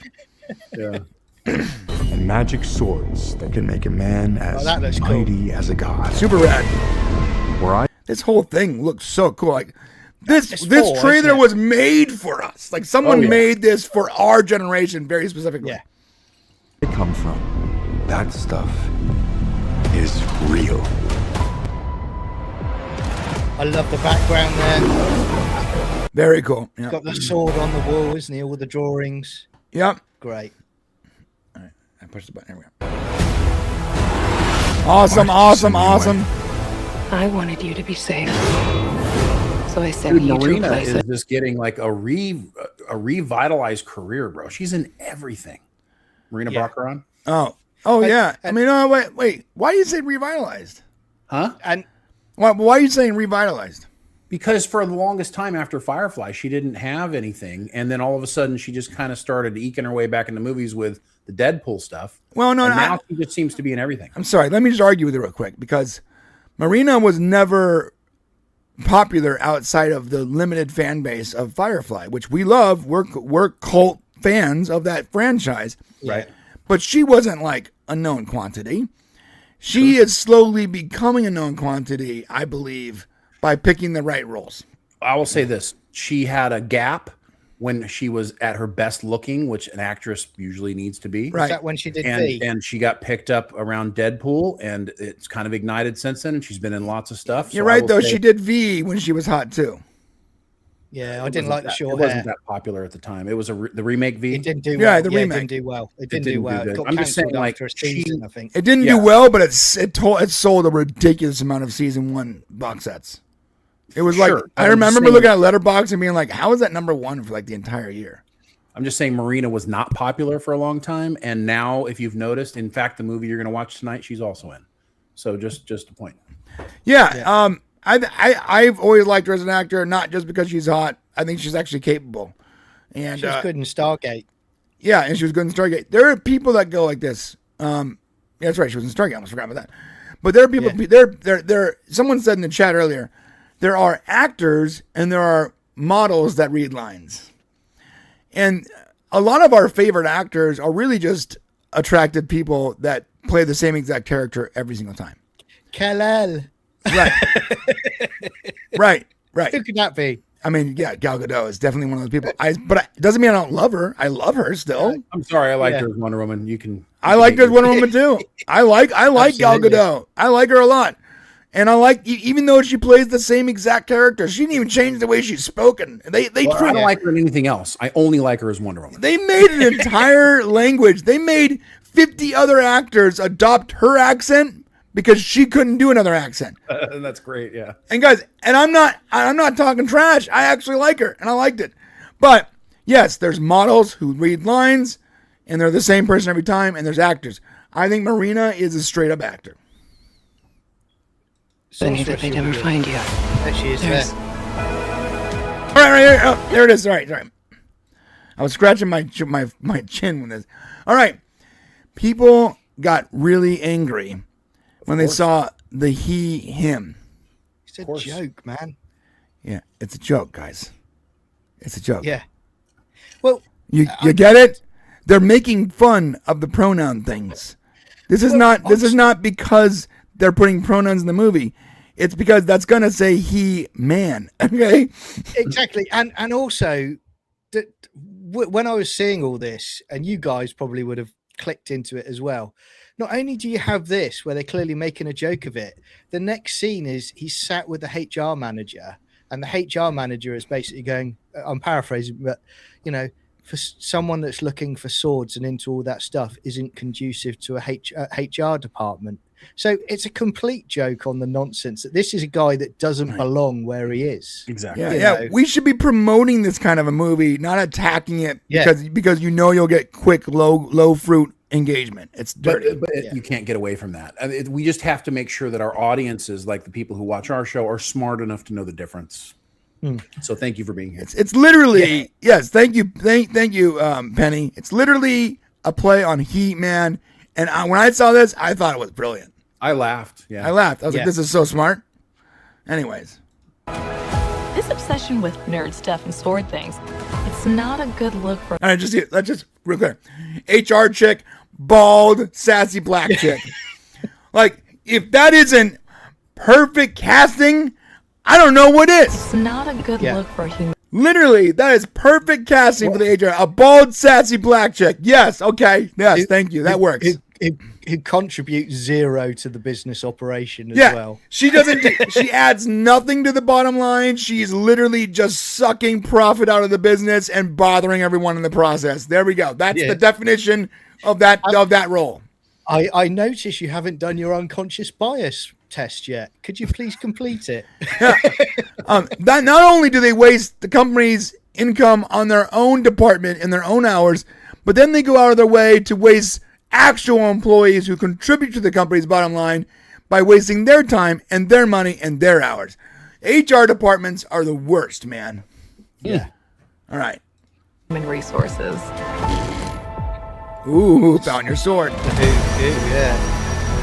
I know it sounds crazy, but that sword is... All right. I'm not just pausing it for the... I'm not just pausing it for the copyright claim. I am though, on this sweet motherfucking sword. Like that, damn, it's cool as hell. It's great. Look at the figures in the background now. I was trying to ask when I did my teaser because I couldn't quite see, but I think there are collectibles from Masters of the Universe in the cabinets. Brilliant. As you pan around, and there's a big gym as well on the wall, which is quite cool. That's cool. Gonna show me the way home.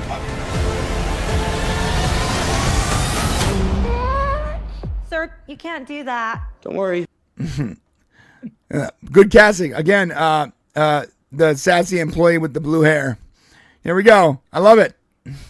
The sword's mine. Classic comic book employee, by the way. It's always like a sort of like average to plain looking girl, you know, with blue hair or colored hair of some sort. Oh, and a septum ring. Don't forget the septum ring. That's always a requirement. It's so rad. So rad. Yes. Yes. Yes. That's weird. See, I'm pausing it. What'd you say? here as well, Tila. I've seen lots of people going, "Oh, Tila doesn't have red hair." Yes, she does. If you watch the trailer through, she's got red hair.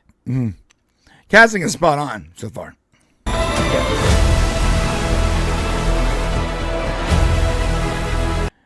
So here's some more low-hanging fruit, guys. Boom. I remember seeing this screenshot and I go, "Oh, Guardians of the Galaxy much?" Guys, every sci-fi epic is not all of a sudden Guardians of the Galaxy. Stop doing that. Listen, you have to show your main cast in a scene, guys. It's called it's, you know, that's like and thank you, Guardians of the Galaxy, for helping make that popular. Right. Yeah. Thank you, Guardians of the Galaxy and James Gunn, for being profitable and popular enough to allow us to get to the stage where we're actually making these ensemble sci-fi action movies. Come on. Do you know what, as well? You know, I'm one of the guys that I adore the 80s Masters of the Universe movie. It's, again, I was a kid at the time. It's a soft spot for me. I go back to it. There's some good moments in it. but I didn't get Cringer in that movie. Mm-hmm. I'm going to get Battle Cat as well. I know. That sells it for me before I even talk about anything else. Right. I've been waiting. My favorite character in the cartoon. Yeah. Battle Cat. Yeah. It's great.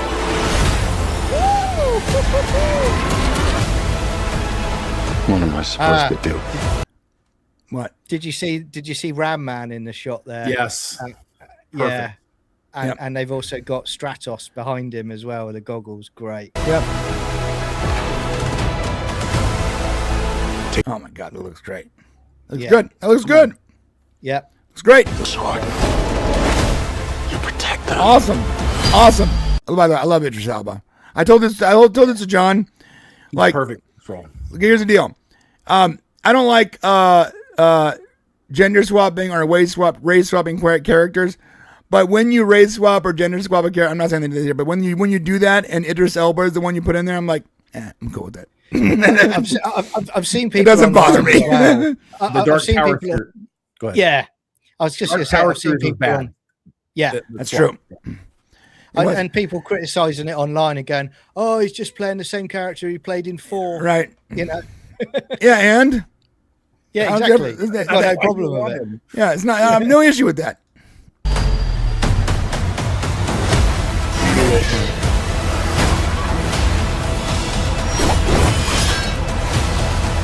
There was the red hair, by the way. Yeah. Yeah. Yes.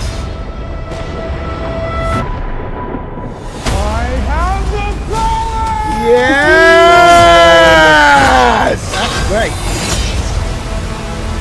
Okay. Dude, this movie's gonna be so cool. I'm sorry. Yeah.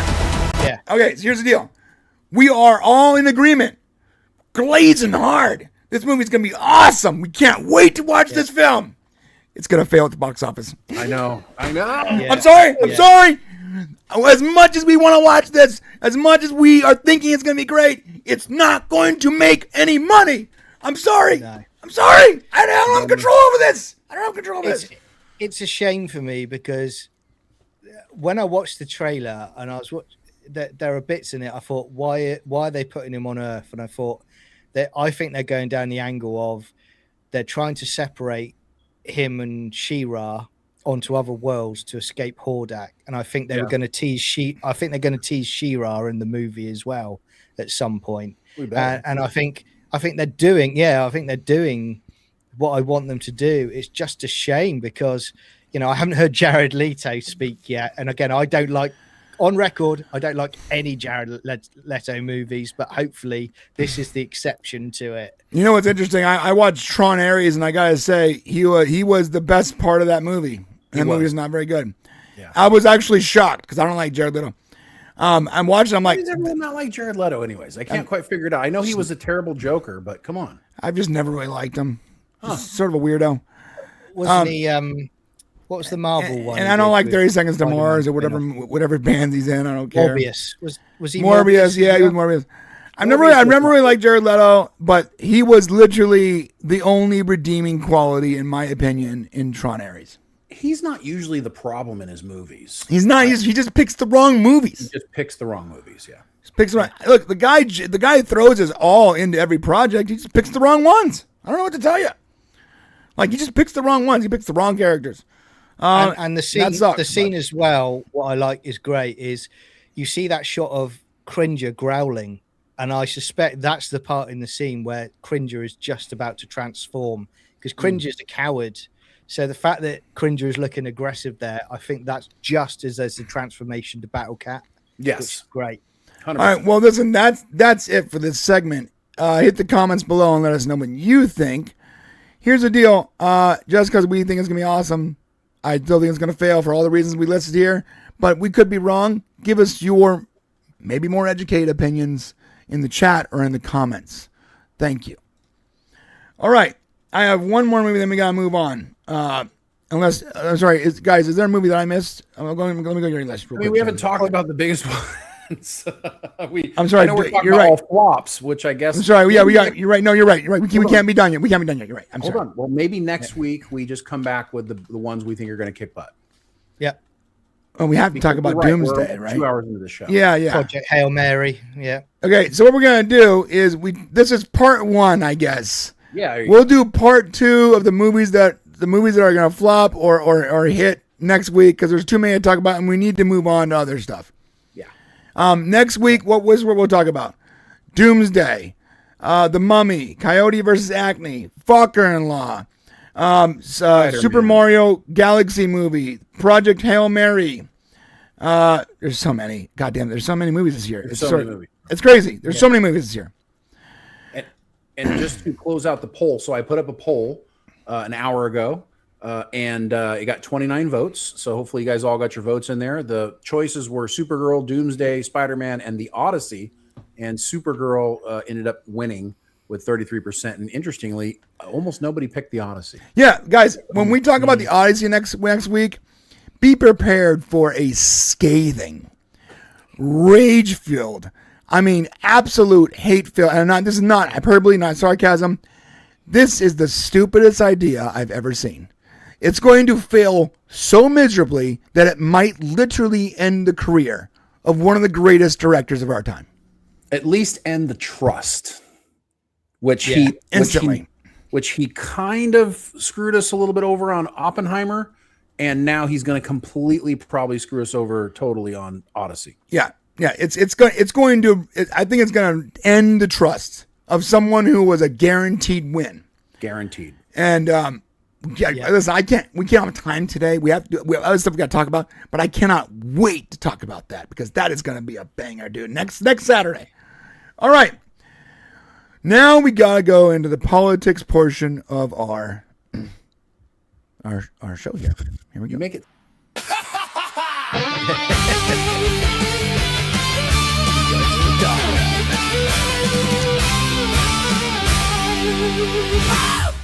All right. Welcome, my friends. We are going to be talking about some politics. Shane, would you like to start us off, my friend? Yes, I think we're talking about Alex Pretti. Is that what you're going to talk about? And also the Don Lemon and Tom Homan. Is that what you want? Yeah, Homan, Pretti, Homan, Lemon. Yeah. Got it. Well, so it was an interesting week in politics. We had essentially what you would call like the setup, and then we're in Act 2.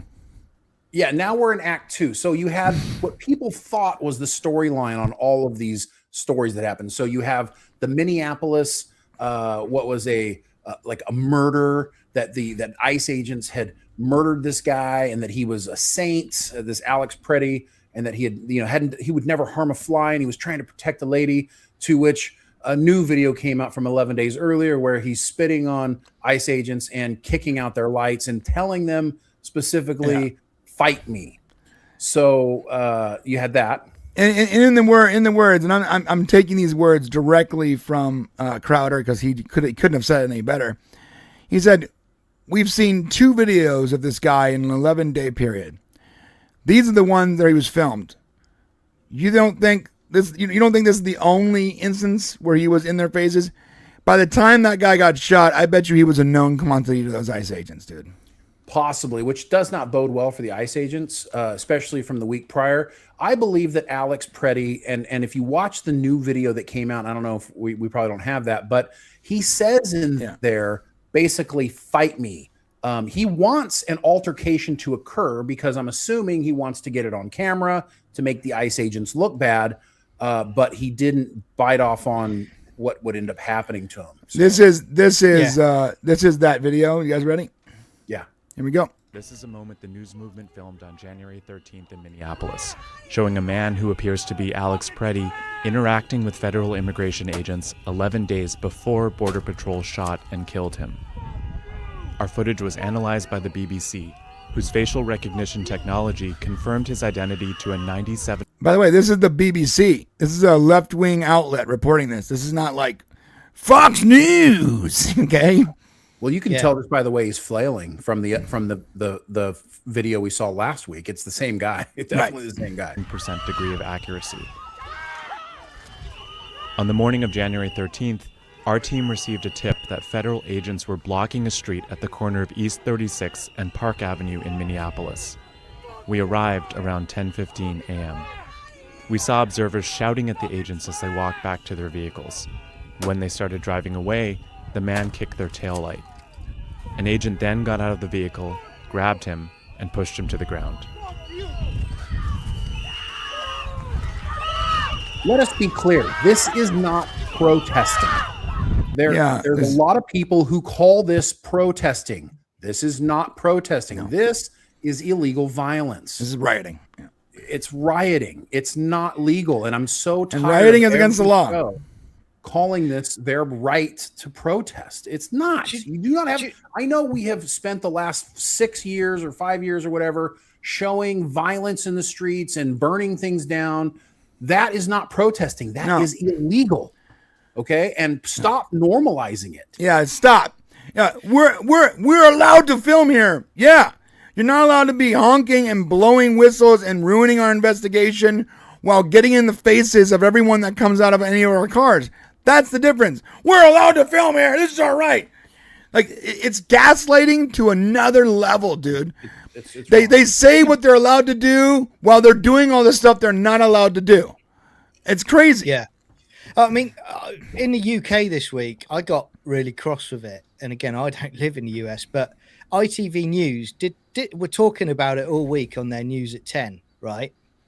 But what they did, and this is what I get fed up with, is their journalist goes to the home of an illegal immigrant, okay?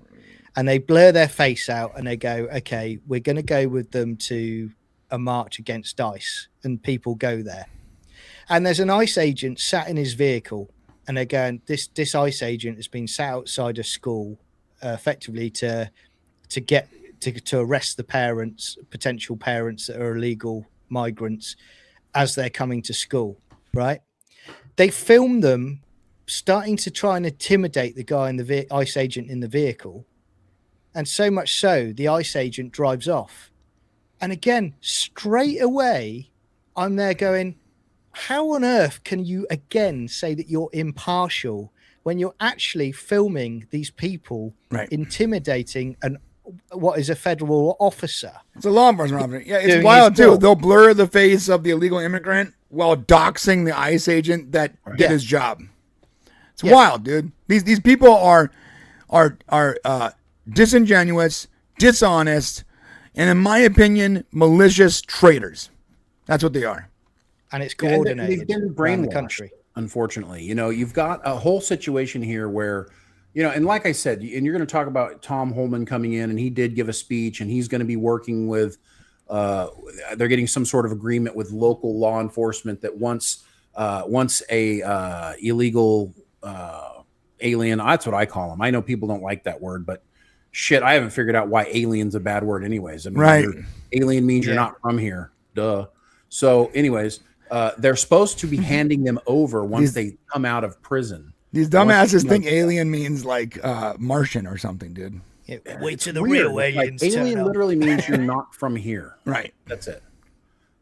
So Tom Holman has made some agreements, and him being there is stabilizing things a little more. And I think local law enforcement, after the other problem is once they see something like this happening, and then the video comes out negatively against Pretti, now all of a sudden local law enforcement's like, oh shoot, we better step in here a little bit because now people are starting to get hurt.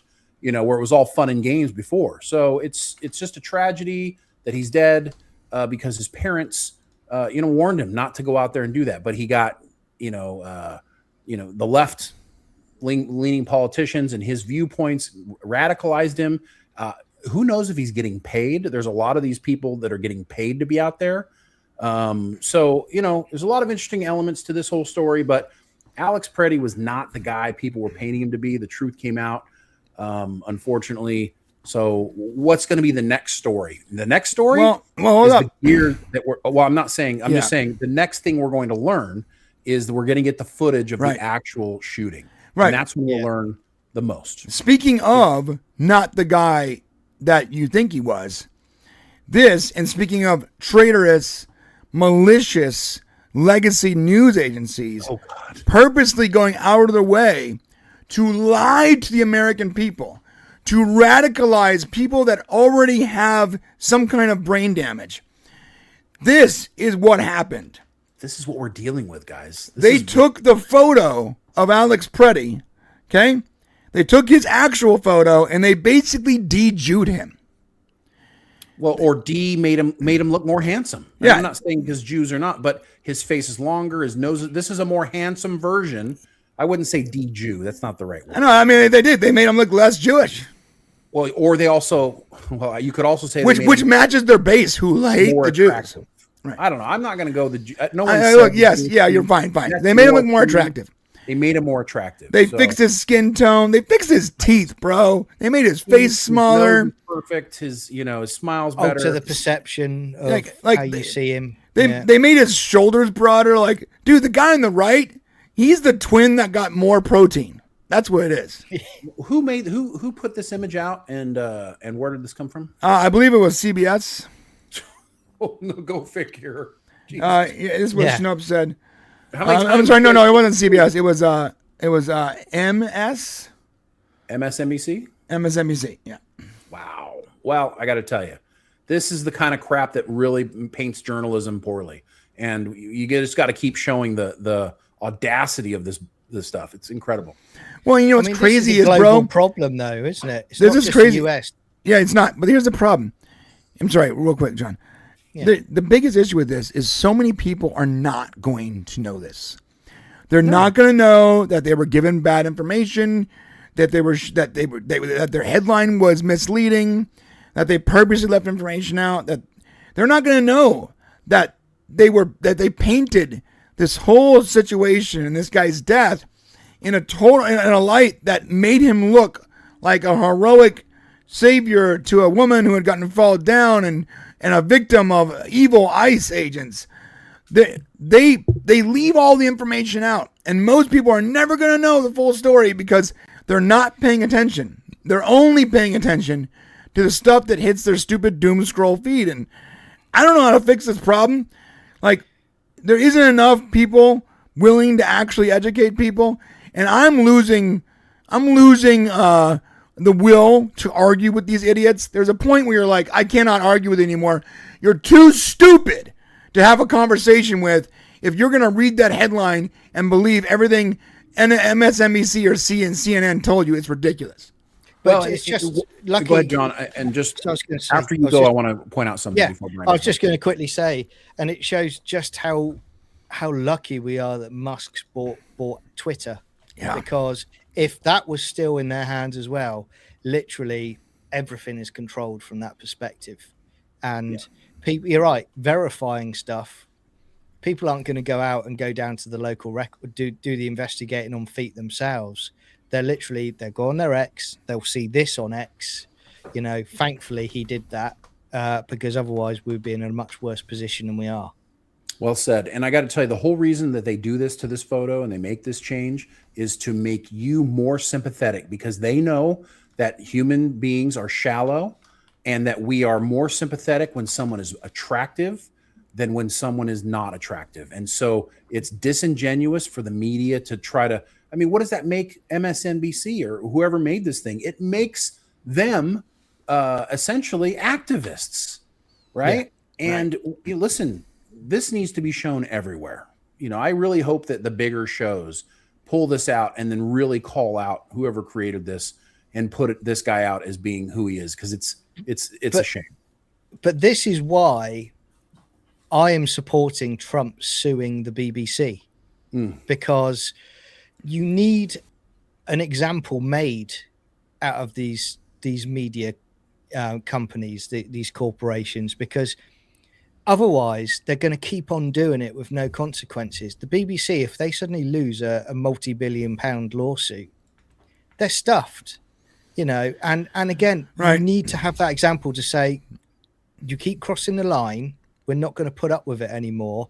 Here's an example of what we would do if you carry on to misrepresent the information. Yeah, but there's a fine line there, bro, because we don't want the next time leftist weirdo Democrats are in power to think it's okay to sue people or weaponize the government against people that are saying negative things about them. But there needs to be some kind of journalistic standard. I don't know if giving the government more power is ever a good thing. It's not. But I do know that someone needs to point this dishonesty out. There needs to be some kind of like website like Snopes. Only problem is Snopes is owned by Legacy Media. What if there was a Snopes that was popular enough, a Rotten Tomatoes or so, to show lying media, whether it's on the left or the right? You know, almost like that there's a website that's always promoted on YouTube. I always forgot what it was. It's a news website that shows the bias in the news source. Something like that. BBC Verify. Yeah, I forgot what it was called. There's a website that's really popular that actually will show you the bias in a very specific news story, and who told it and how they lean. And like, we need something like that, bro. We don't need the government more power. We need more transparency on maybe who's telling the story. Well, people have to, and the bigger problem is, even if you have that tool, you have to have people go to use it. The problem is they don't go to the secondary source. The media lying to us about facts is no different than the government lying to us about facts. Right, no different. And people need to realize that right now we're having this problem with our society. We don't know right versus wrong. All we know is right versus left. Right. And we need to get back to right versus wrong. And right now, that image is wrong. It's the wrong thing to do to no matter if you think it's going to forward your agenda. So we need to get past that. I love you, Anthony. Can I just point this out? I love you, Anthony. I do. Brian says, Brian is doing this one X user at a time. Each time he calls out a specific account, I mute that account. My man. And look, I'll be honest, I do probably, literally every time I go to the bathroom, extra 10 minutes of me just yelling at idiots. Listen, on Twitter. I don't think it's good for me, but I feel like it's almost a requirement. But listen to me. It's intentional. You need to listen. I figured this out. The same guys you're talking about, all the Twitter guys that are attacking right wing or people on the right with their information to be incorrect, to make us mad, to engage them. They're trying to make you mad. You're never going to reason with them because they don't want to be reasoned with. They want to make you mad so they get more engagement. So you have to not get mad at that information. So this is what I'm going to do from now on. I'm going to respond, correct the record, straighten them the F out, and then promptly after that, mute the account. Move on. That's what you do. Then walk out the bathroom. Yeah, and then walk out the bathroom. Yeah, basically, I'm gonna beat you on the court, take my ball, and go home. Brian, your family are outside the door going, "Oh, come on, you've been in there for 45 minutes now. Come on." You know, the moment you want to start calling them names, you've lost. Yeah, that's the problem. Yeah, I don't really ever get to the point where I want to call them names. I do. No, the only person that actually makes me angry is that Brian Cranston guy. Everyone else, more. You haven't found him. That's true. There's a lot more. All right, well, let us know what you guys think in the chat. How do we deal with this? In the comment, in the chats, in the comments, in the chat. How do you do this? How do we deal with this extreme misinformation? Can we create a website or a service that overlays over your browser and just sort of tells you how something is leaning right or left? What is the how honest is the source? What is their track record? Some kind of maybe a little temperature thing that just shows that they are 98% left or 98% right, or they are in the center. And what's their honesty rating? We need something like that. We need a Rotten Tomatoes for Legacy Media. The PBD podcast actually on their website has that. So you can go there, and I know that's another podcast, but they actually created a website for news sources that show you how far they lean left or right. Awesome. All right, we'll check it out. Okay, let's talk about Tom Homan, and let's try to keep this one quick because we still have Star Trek to do. But we gotta talk about Homan. Oh, joy. We gotta talk about Homan now. Real quick, because I got a blinking cursor on my phone. Let's make sure it's not my computer's not breaking. All right, we're good. Something was trying to open, and I stopped it. All right. Let's talk about Tom Homan, the border czar. And remember, this guy has worked for like 5 presidents. He's gotten the Presidential Medal of Honor. He's been doing the job he's doing for a very, very long time. And up before he actually started working for Trump, the guy was extremely well respected by Democrats, by Obama, and by leftists. This is the guy who was sent to Minneapolis when they took out the little short guy. I always forget his name. The shorter fellow, the short king. The guy who was in charge of like the ground operations. I forgot his name.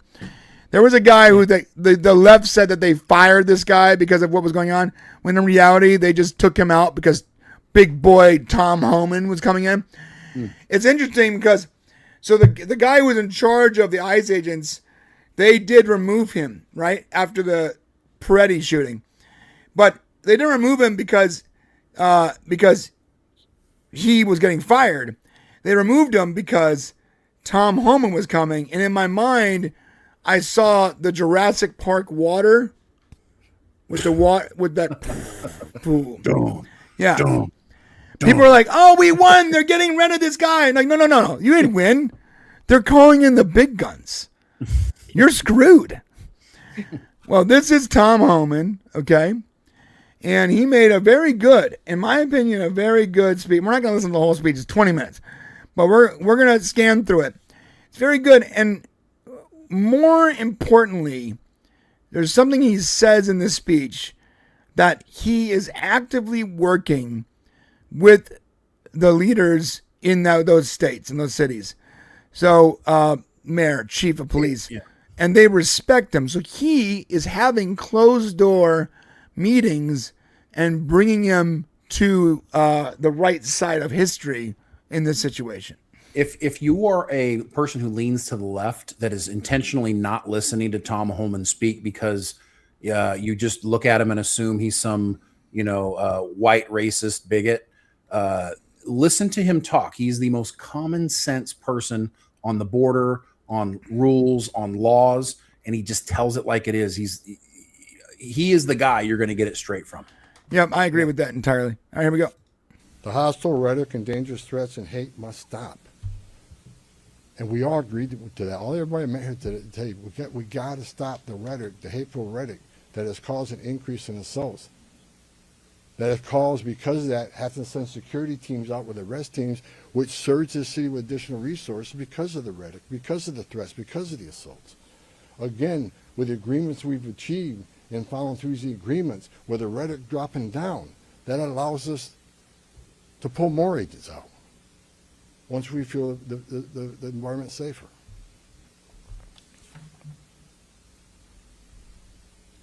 I'm going to scan forward here. To 911 calls when crossing that border.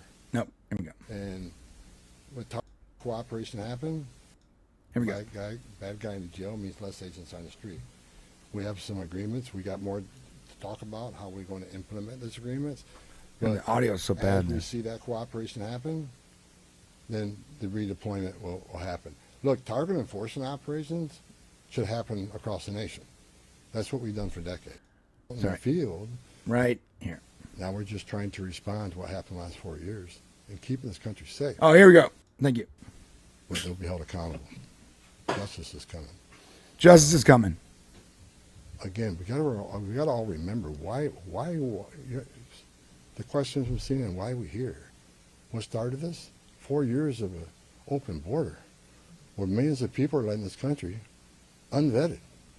Remember, let's not forget, for 4 years we were told the border's secure. 4 years we were told the border's secure, and we all knew it wasn't. And I want this to be a positive thing we're doing here today. I also want to remember the politicians are continually attacking us. Where were they the last 4 years when the number of women and children sex trafficking went all-time high? Where were they when 250,000 Americans died from fentanyl coming across the border? Really good point, dude. Where were they? Really good point. When women and children are dying making that journey. Where were they? Over 4,000 aliens making that journey died. Historic record. Where were they? Not a word.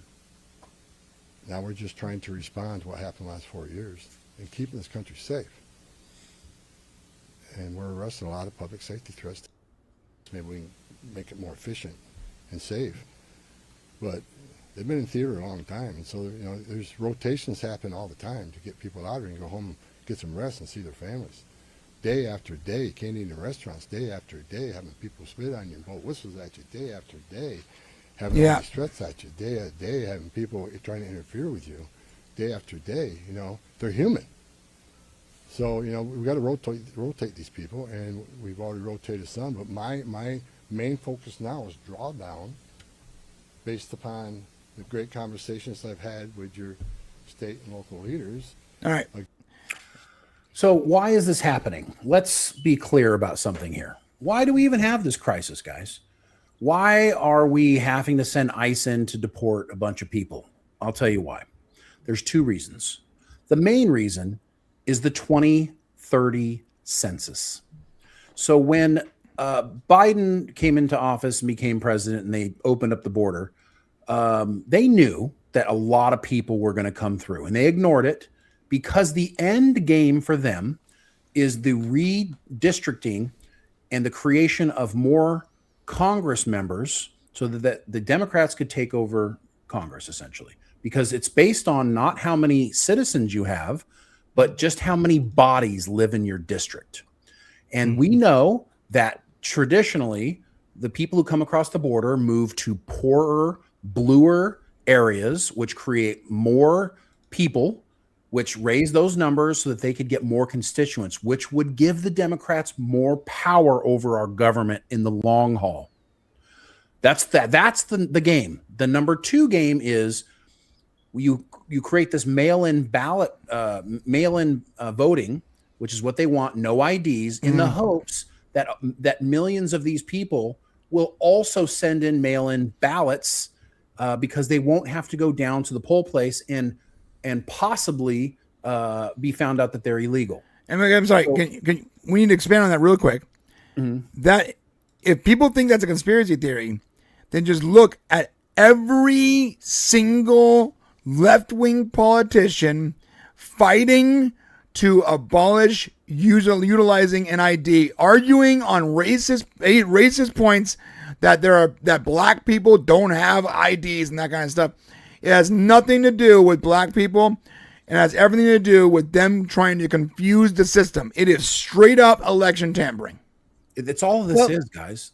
Go ahead, John. Well, it's the same in our country. And again, and I'll say something that get your points on it. But, we've got a Labour government at the moment that are dragging their heels and didn't want to do an inquiry into grooming gangs, that were conducted by Pakistani migrants. Now, why is that? Because it's their voter base. That's why they didn't want to do it. They didn't want to lose that voter base. And again, for me, and I don't know how you guys feel, but this is on a rung to treasonous by people in power that do these sort of things, because you're not putting the interests of the country first. I'm so glad I saved this, because this happened on the 28th, like literally a couple days ago. And this is in Arizona. How important is the state of Arizona, Shane, in U.S. elections? It's a battleground state. It's a battleground state. So in a battleground state, this is the conversations being had right now about voter ID. Watch. Do you believe that people should have to be United States citizens in order to vote in Arizona's elections? I'm representing an organization, and I'm speaking to this bill. I've shared those sentiments. Does the organization you're here representing believe that people should have to be... The bill is about requiring ID to vote. United States citizens in order to vote in Arizona's elections? That's a question that I have to go back for that very specific question to get the response, because I don't know. Mr. Chair, that's not an answer. It is not. My name is Jody Lee. I'm here on behalf of Lucha. Does Lucha believe that people should have to be citizens of the United States in order to vote in Arizona's elections? I believe that I don't have an answer from that directly from Lucha. And I think certainly they believe all taxpayers should have access to democracy. That was quite a word salad. People who are non-citizens who are working in Arizona, whether they're here legally or illegally, pay taxes. Does Lucha believe that non-citizens should be able to vote in Arizona just because they pay taxes? I don't feel comfortable making a definitive statement on behalf of the Why? organization. Hi, sorry. Caitlin Contreras with the ACLU. Is it the position of the ACLU that people should have to be U.S. citizens in order to vote in Arizona's elections? It is the ACLU's position that voting should be fair and accessible and to everyone who is eligible. That would be a U.S. citizen. real quick. That you can go watch that entire thing. He asks every single lobbyist there that is fighting against this bill the same question. Every single one of them pretty much say the same thing. They are trying to change laws in Arizona so that, by the way, Arizona is right on the border of what, Shane? Mexico? Mexico! They're trying to change laws to make it so that ID is not required to vote, which is insane. It's insane. Well, how? I mean, again, just to throw it out there, guys. How is it controversial that you should be an American citizen and have ID to vote? I mean, what crazy parallel world have we all slipped into where that is a controversial point? You know, well, I mean, because China, you could suddenly have loads of Chinese coming in all of a sudden and going, okay, we're going to go and vote now, and we're going to influence. Xi Jinping is now your president. But it's not but listen, it's not that crazy when you consider you're willing to open up your border to whoever might come in. In order to change the political landscape. Why not? What's one step further to fighting having to vote with ID? I mean, so when you put it on the big scale and you look at it for the truth that it is, and this is something left-wing media will never say. Never. But that is the Democrat plan. It is political warfare. That's all this is. Straight They up. don't give a shit what happens to this country as long as they're in power. As long as they're in power. Yeah. I would love to know, like any other country, first world country that allows non-citizens to vote. Is there one? Like, I don't know. That's a good question. I can't think. Like someone in the chat, someone in the comment, let us know. Are there countries that allow non-citizens to vote? I don't think you can go to China, buy up a bunch of land, and then vote in people's elections. Well, they don't have. I don't even know if they vote. Or wherever. Right. I don't know. Yeah, you're right. I'm not sure either. Well, I know you couldn't buy a bunch of land up. That's for damn sure. New Zealand. Okay. So who's the trouble you've got? Again, this is a question for you two living in the United States. You've got to make sure then that the Republicans are actually clued up and they're intelligent people that aren't just pushing their own narrative as well, because otherwise you're losing the game. You know, your points down and the clock's ticking. You know, you need people that care about the country on the other side that are going to stand up and do something about it. So true, is John. That the case? No, the problem is most Republicans are, in the words of Robert California, soft penis debutantes with no real power. They have no ability to affect change. They're just soft and want to keep their jobs. And they're the kind of people that if there were actual Nazis, they would go along to get along. And I'm sorry, I know there's Republicans out there like, that's not Republicans. No, most Republican politicians are just total fetless, soft penis, totally ineffective people. And that includes the women. And that includes women too. Here's the problem. There's a few people that have learned from Trump. And I think Rubio is fastly approaching to be my favorite person of this year. The guy seems to be extremely capable, very smart, and aging at an incredible rate, which I'm worried about. It's true. Right? But we also have J.D. Vance. You have politicians that have learned from Trump. But then there's politicians that we think learned from Trump, but really we're just sort of grifting the whole time, which is worrisome. When Trump leaves office, there's going to be a vacuum that might literally be impossible to fill. And I'm going to say it right now. Everyone's saying J.D. Vance 2028. I think Marco Rubio 2028. I prefer Marco, but you got to understand. So if you guys, to be fair and transparent, the Republican grift, the right-wing grift, if the left-wing grift is changing the landscape of voting so they can stay in power, the right-wing grift is making you afraid and to keep them in power. So we need to fight with this country. We need to fight against this thing. So you want to keep Republicans over power. The thing is that while during times in the past where maybe they made a big deal about communism to stay in power, that maybe the Republicans were worse. The right was worse than the left with their political takeover. Right. But today the left is worse because their political takeover is going to destroy our country from the inside. Yeah, it's a problem. Yes, the right did propagandize. They did that in the past. They have done that now. The right has problems. But you're totally right. The left wing is not just, another politician group doing dirty, corrupt things. This is like possibly the end. Insidious. Like if they win, game over, man. It's not, they got another 4 years of power because they properly utilized fear tactics or whatever. No.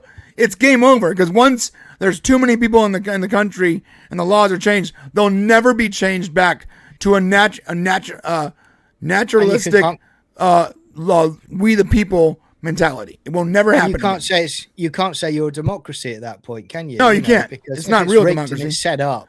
Yeah, because they're going to, if a Democrat gets elected in 28, they're going to immediately open up the border again. Right. We're going to get another 10 million people over 2 years. They're going to do the 2030 census, and then all the lines are going to change, and you're going to end up with regions where Democrats are going to be in power for probably 40 to 50 years. Yeah. If not longer. Yeah. And everything you hate, right? Every freedom that you love and every disgusting, deviant thing you hate will become common. You will lose your freedoms. You'll lose your ability to complain about those things. You'll lose your ability to work if you are not in their camp. You'll lose your ability to bank. We saw a teaser. We saw a little foreshadowing during COVID and Biden, where they had power and they had fear. And what do they do with it? In a very short period of time, they turned the entire country into a police state. That happened recently. Recently, we saw what they would do with that power. Luckily, that power was so temporary, it didn't last. But they showed their hand when they took the power they had, and they used it to terrorize citizens into what they wanted. That's what happened. So if you want that, by all means, vote Democrat. Vote for a leftist. Go ahead. Kenneth LaRocque is right, mate. Become the current UK. Yeah. I'm sorry. That's where we are. I'm sorry to say that to you, John. That's no, true. but it's true. It's true. Yeah. And by the way, we're down the I don't road know from why. you guys. I know a president. Someone can't be elected president if they're naturalized, right? They had to have been born here. Yes. Why in the world is that not the case for every politician? How is it that only the president actually matters whether or not you were born in this country? I can tell you why. Makes no sense. It actually does make a ton of sense because for the bulk of our history, we were a nation of immigrants. And so we had tons of local political communities, city, state. Right. And if you limited it to non-immigrants, people only born here, then you would have had large groups that didn't have any representation. So they can still vote for the best of their possible candidates. And then eventually they would get someone after a couple generations that matched their culture. Right. But at the time, you had people who were very passionate about being in America, and it would have penalized those people who wanted to make America better, that was their new home, by not allowing them to run for office. We don't have the problem we have now. The people who came to America for 200 years weren't the problem. Were the people who wanted to be here and make a better life for themselves. Yeah. People who've come here in the last, I would say, 25 years are the people coming here to take advantage. And they hate it. and they hate America. They hate our Americans. They hate America. They hate our culture. They hate the West. They hate Western culture. Right. They love their crappy shithole countries and their crappy savage culture, and they want to bring that here, and they want to continue that crappy savage culture that ruined their countries, but they want to do it on our dime. It's insane. Here's the problem. You're totally right. 200 years ago, 100 years ago, wasn't the case. People wanted to join our team. They wanted to be part of our family. And the issue is we couldn't see into the future. But now that we know we're here, and there are communities actively being implanted and taking over entire cities, aka Somalia, anyone? Somalia is literally like the little Somalia, essentially, right? Little Mogadishu, yeah. Right? These little, it's basically entire cities are taking over an entire, basically another country, another culture. They're not taking over with guns. They're not taking over with weapons. They're just being implanted, and they push everyone else out until that's the only thing there. Yeah. Now that we see that, how is it that we can't make the rules to make sure that those people that don't love this country can't get power the way that's happening right now? Rules are hard to change, and they go back a long way, and it takes, unfortunately, both groups of Congress, takes the entire Congress to make some of these changes. And here's the thing. If these people from Somalia came here and they were like, we want to make America the greatest thing ever for us, then I'm all about it. But the problem is they're not coming here. They're coming to take as much as they can. They're not coming here to make America better. They're coming to get what they can get from it. Right. Well, right? I'll give you an example of the UK at the moment, and this is another thing that really boils my blood. In Wales at the moment, they're talking about banning dog walking areas because the Muslim community who don't like dogs are getting offended because people are walking their dogs in those particular areas. I got a simple answer for you. Get the hell out of the country and go back to somewhere where you don't have dogs then. That's my view on it. If you're coming here, if you're coming here and you're telling us that you don't like this, that, or the other, well, go back to the hellhole you come from and see how you get on over there. Yeah. It's wild. You're totally right. It's insane that all of a sudden, like for Ramadan, in Ramadan, they can't eat, right?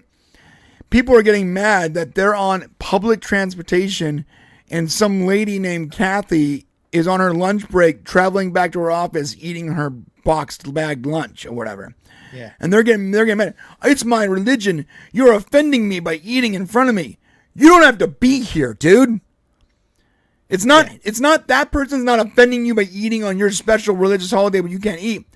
You're offending yourself by putting yourself in her presence. We are allowed to eat. We're allowed to have dogs.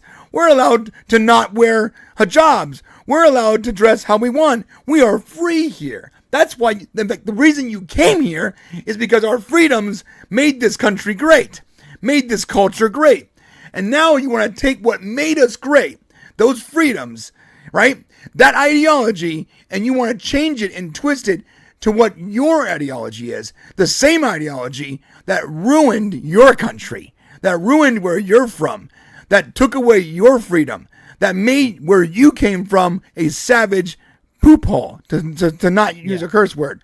And so again, it's not logical, dude, in any way. But when you talk about legal migration, or that's a different story altogether because you're going through the official process. You're granted asylum into the country, but you're also going down that route. And I'm not saying this for all illegal migrants. There are some that are probably very patriotic to the country they're in, but a lot of them that are coming in illegally, they don't care about the country. If you went to war with a country, that they'd come from potentially, are they going to serve? Are they going to support the country they're in? No, they're not going to do that. That's my view. No, you're right. You're right. All right. So we're going to get off this topic. We got to move on to Star Trek. But here's the deal. Let us know what you guys think in the chat and in the comments. Hey, you know what? Do me a favor. In 128 characters or less, please solve the immigration problem. Yes. Yeah. Thank you. Okay. Let's talk about Star Trek.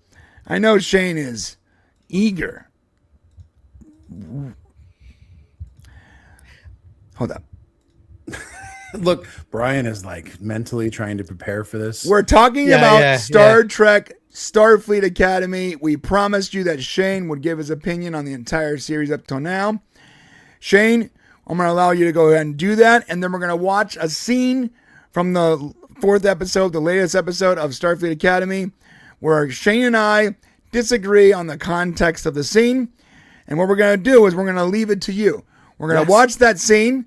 We're going to make a democratic decision here in the chat and in the comment section. I've already started a poll on who is correct on this scene.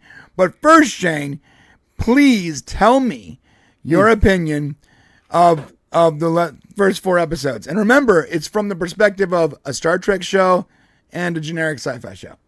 Okay, so here's the first thing I'm going to tell you.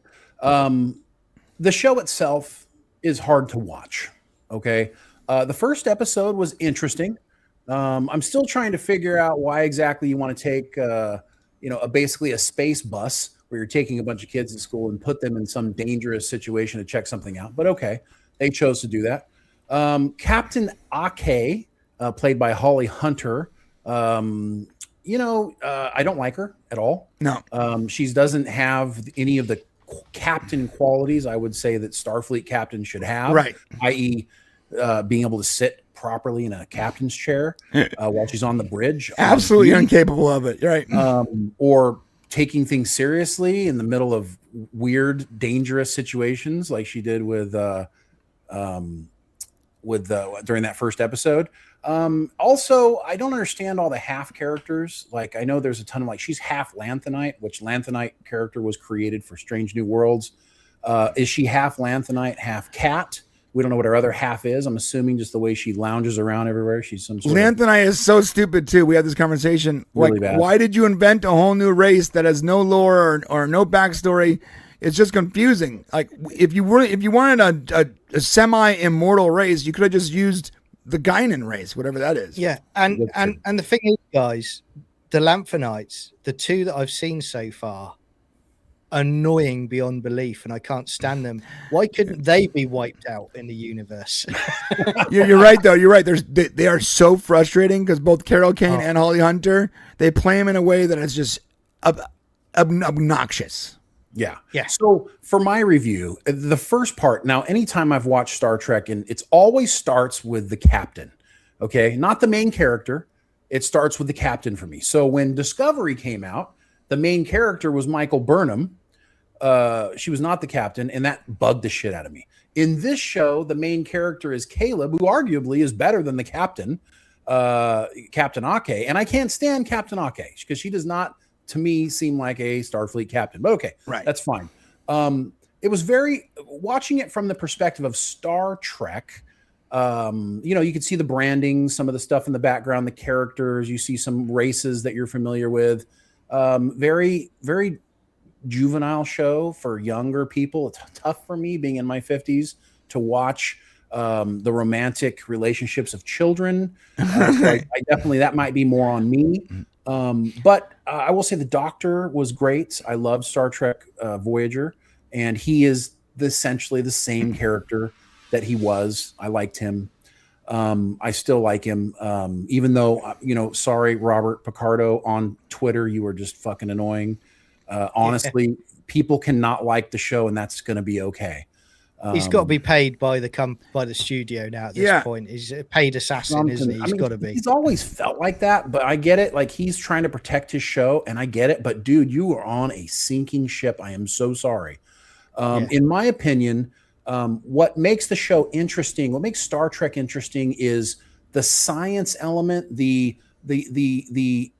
journey of discovery, and unfortunately, being at Starfleet Academy is almost feels like you're at a university TV show, or like Degrassi High to some degree. The whole third episode where they're like fighting with the War College, I just couldn't snooze more through the entire thing. And so it just doesn't feel very Star Trek to me. And so from the perspective of it not being Star Trek, I still don't like the show because I don't really like the characters, and I don't like watching a bunch of kids, get through life and figure that's just not for me. Maybe it is for other people. But coming into the 4th episode, I actually told Brian after the 3rd episode, I'm not watching this shit anymore. Okay, I'm just not watching it. I don't like it. It doesn't feel like Star Trek to me. You know, the main character's intriguing for a non-Star Trek show, possibly. But I watched the 4th episode, and I'll tell you, I'm starting to watch the 4th episode. I'm like, okay, Klingon centric. All right, this is interesting. And I was kind of getting into it a little bit. I'm like, I'm watching it, and I'm like, okay, this is compelling. He's got family. His family doesn't agree with what he wants. You know, very typical Star Trek thing. He's an outsider, like Spock was, where his family wanted him to be something and he found something else. And I'm like, okay, this Vulcan character can be good. Don't make him gay. Okay, here we go. And so they bring him in, and he's like, he can't give public speaking, and his best friend and him are fighting. And I'm like, this is fucking compelling. And I'm like, okay, here's the story. And then all of a sudden, this guy who's an asshole throughout the entire show, who can change his skin and walk outside in space. How the fuck do you do that? But okay. And he comes in and he's going to help him, this asshole. And you know, you love the redemption of a character you don't like who suddenly becomes a good guy. And I'm watching it go, and I'm like, okay, this is cool. He's showing him how to like Namye no Renge Kyo, right? He's centering himself. Fuck yeah. And then I'm like, why are they so close to each other? There's almost no space between their faces. Why are they so close? It was almost uncomfortable. What's going on? And then it happened. And Brian, you can show the scene. Yeah, hold on. Before we go there, can you just repeat, Shane, before we go there, can you just repeat what you said about why you're not going to watch this show anymore? I don't remember the quote. You had a quote from me. Was that what it was? No. Shane said, I'm done with it. I'm done with Star Trek. I'm done watching this stuff. By the way, for every person that watches this and asks us why don't you make Star Trek videos anymore? Why don't you make theory videos? Why don't you make Star Trek content? I'm going to stop you right there and say that's the reason right there. Because most 98% of Star Trek right now is just, we're not going to say anything bad about it. And we're not in the business of constantly making videos that are just hyper negative and toxic. And we have to be honest. So we couldn't make Star Trek content without being honest, which means that you just can't get it because we don't want to make toxic content, too toxic, and we want to be honest. So there's no reasonable way to make Star Trek content. For everyone that's asked me in the past, why is this channel not making more Star Trek content? That's why. Right there. That's fair. And I recognize that I may have aged besides, because this show so far isn't extremely woke. It isn't yet extremely a lot of the things that I think are coming. Like I do believe the Klingon character will end up gay with this guy. And I think this guy is going to be like a bi. Like I think he likes the girl and he probably likes this guy. This is what I believe is going to happen. He hinted in the other episode, didn't he, about the fact that he had a boyfriend, but he also slept with his sister. Okay, so he's kind of already established that. The Klingon, you're right, it's a link in a chain every week that he's going to be. And the weird looks that the War Academy guy was giving the Klingon character, they did an up and down look on him. And I just don't know if it's female writers writing how they see the world, perhaps. But here's what I said to Brian. I said, this is my last episode. To me, this show, like Discovery and Strange New Worlds, just doesn't understand what Star Trek is supposed to be. I recognize that in the same way my grandfather once told me the Beastie Boys were the shittiest thing he's ever heard. And he did say that. He was very frustrated when I was listening to the Beastie Boys. He hated it. I, like him, may not be capable of understanding this generation. So let me go on the record by saying New Trek is no fucking Beastie Boys, though. So you see what I'm saying? So that's the way I look at it. All right. So it was with great sadness. Although New Trek had a Beastie Boys soundtrack in the JJ stuff. Which I can't stand it. I don't mind watching those movies. I love those actors. It's not. I look at it's that. Not as Star like, Trek. It's just fun. It's just fun sci-fi. It's to me. It's not traditional Star Trek. It's Elseworlds. Star Trek adjacent. Yeah. Right. It's like a what? It's like a what if Star Trek. So as of January, as of the making of this video, I have no intention of watching any more Star Trek. We'll see what happens, but I think I'm gonna have to call it quits. Okay, so now we're going to go watch this scene, okay? This is the scene. This is the scene that Shane and I have disagreed on. There's also a poll up. Answer the poll, please. The poll says, do you think this scene we are watching is intentionally sexually charged? If you're watching this on archive, do me a favor, hit the comment section. Let me know what you think in the comment section. But if you are in the chat right now and you haven't answered that poll, do me a favor and answer the poll. You might have to watch this scene first before making your ruling. And I can't show the scene in its entirety without stopping it or starting it because Paramount has not given us any copyright claim releases, okay? But we're going to try to watch it the best we can while making our commentary. Just to be clear, YouTube lawyers, CBS ID, this is commentary, which is totally legal under Statute 118. Here we go. Oh, that's no volume, sorry. And there you Go away. Just a heads up, he is fixing the device that his brother gave him to on the planet to contact Starfleet Academy that was broken when he fought with his father. He's trying to fix it. Also a plot hole, by the way, because we have no idea how I got off the planet, but whatever.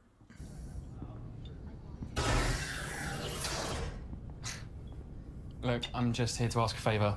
Whatever you've said to Caleb has got him stomping around our room now. He's like super pissy with me. So I'm going to ask you, hit me. What does he ask Jaden? Hit me. He's trying to get the Klingon to express his emotion so he stops being a little BSETH. We agree thus far. Okay. Well, it's what I said to you. It's what I said to you the other day. You know, he's the asshole, but he's the asshole that comes through for you in a clinch. Yeah. You know? So it's like, yeah, he's it's your friend group. He's an asshole, but he's like, he's your asshole. So yeah. Yeah, sort of like we've said about Trump. Trump's an asshole, but he's our asshole. So thank God we're on his bad side. All right, so far we're in agreement, right, Shane? Yes. He wants him to hit him, first off, because he can take it. He's a very resilient race.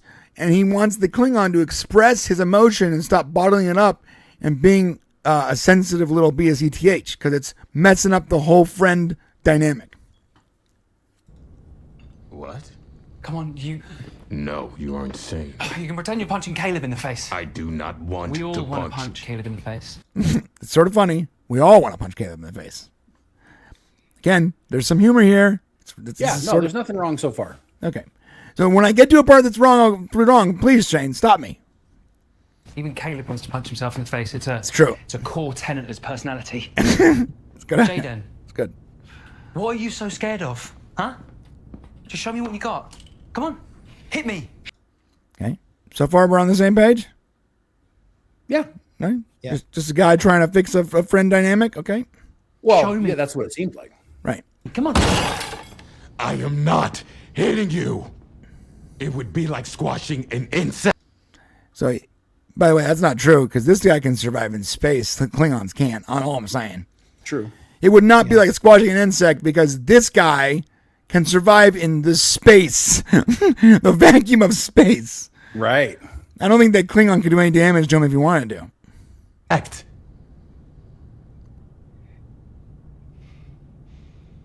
That felt good.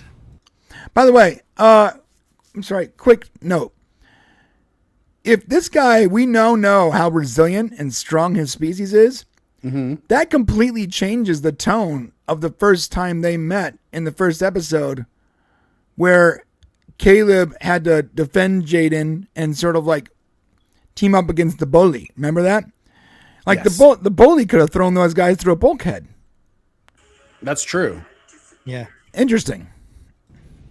You know what they teach young fighters on Kionia when fear takes hold? When battle breathing. You say battle breathing? Yeah. Okay. Battle breathing. Good, Shane? Yes. Plant your feet.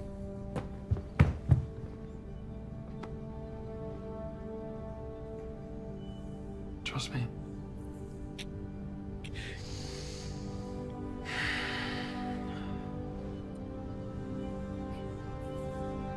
Okay, I gotta be honest though. At this moment, I did think, John, I told you that. I did think, okay, well, there might be a gay thing about to go down, right? Yeah. Because they're so close, and the camera is framed in a way that purposely puts their faces really close together. Yeah. Do you know what? If that was me, the correct response would be, "Get your goddamn hands off of me and get the hell out of my quarters." No. Yeah. No, if I went into your room and I said, "We're gonna do some battle breathing, John," you wouldn't tell me to leave. If you came in, You'd be like, "Get the lube." I'm kidding. Yeah. So Brian walks in with his 2 Klingon penises. Yeah. All right, here we go.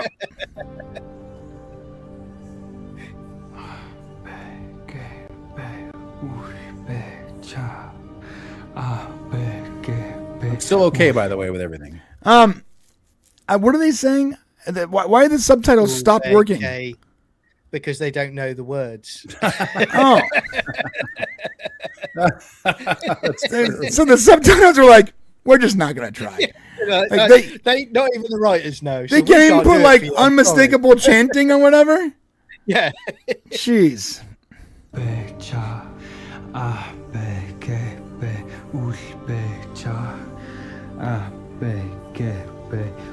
Was this gay, Shane? Not yet. Okay, we got the 2 hands. 2 hands coming up. All right. Can I just play it all the way through before you pause it? Well, I cannot keep playing without getting a play copyright at least 10 seconds. You're gonna have to, or else you won't get it. Okay, go ahead, John.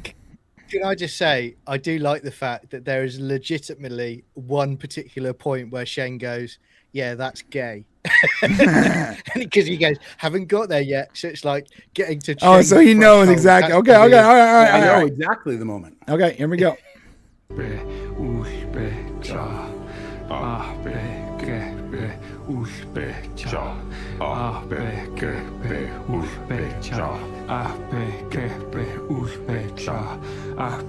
I gotta pause it a little bit. I just gotta pause it a little bit. I don't want to fight a claim. Okay, now I'm going back to it. Right? Everyone good? It's your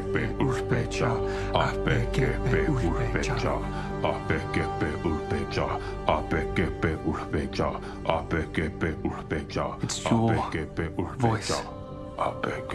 It's yours. Use it. Good? Good still?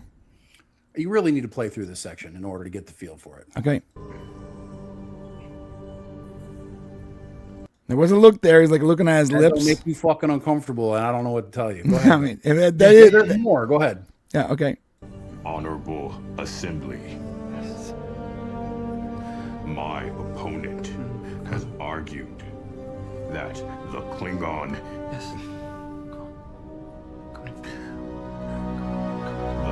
that the Klingon Empire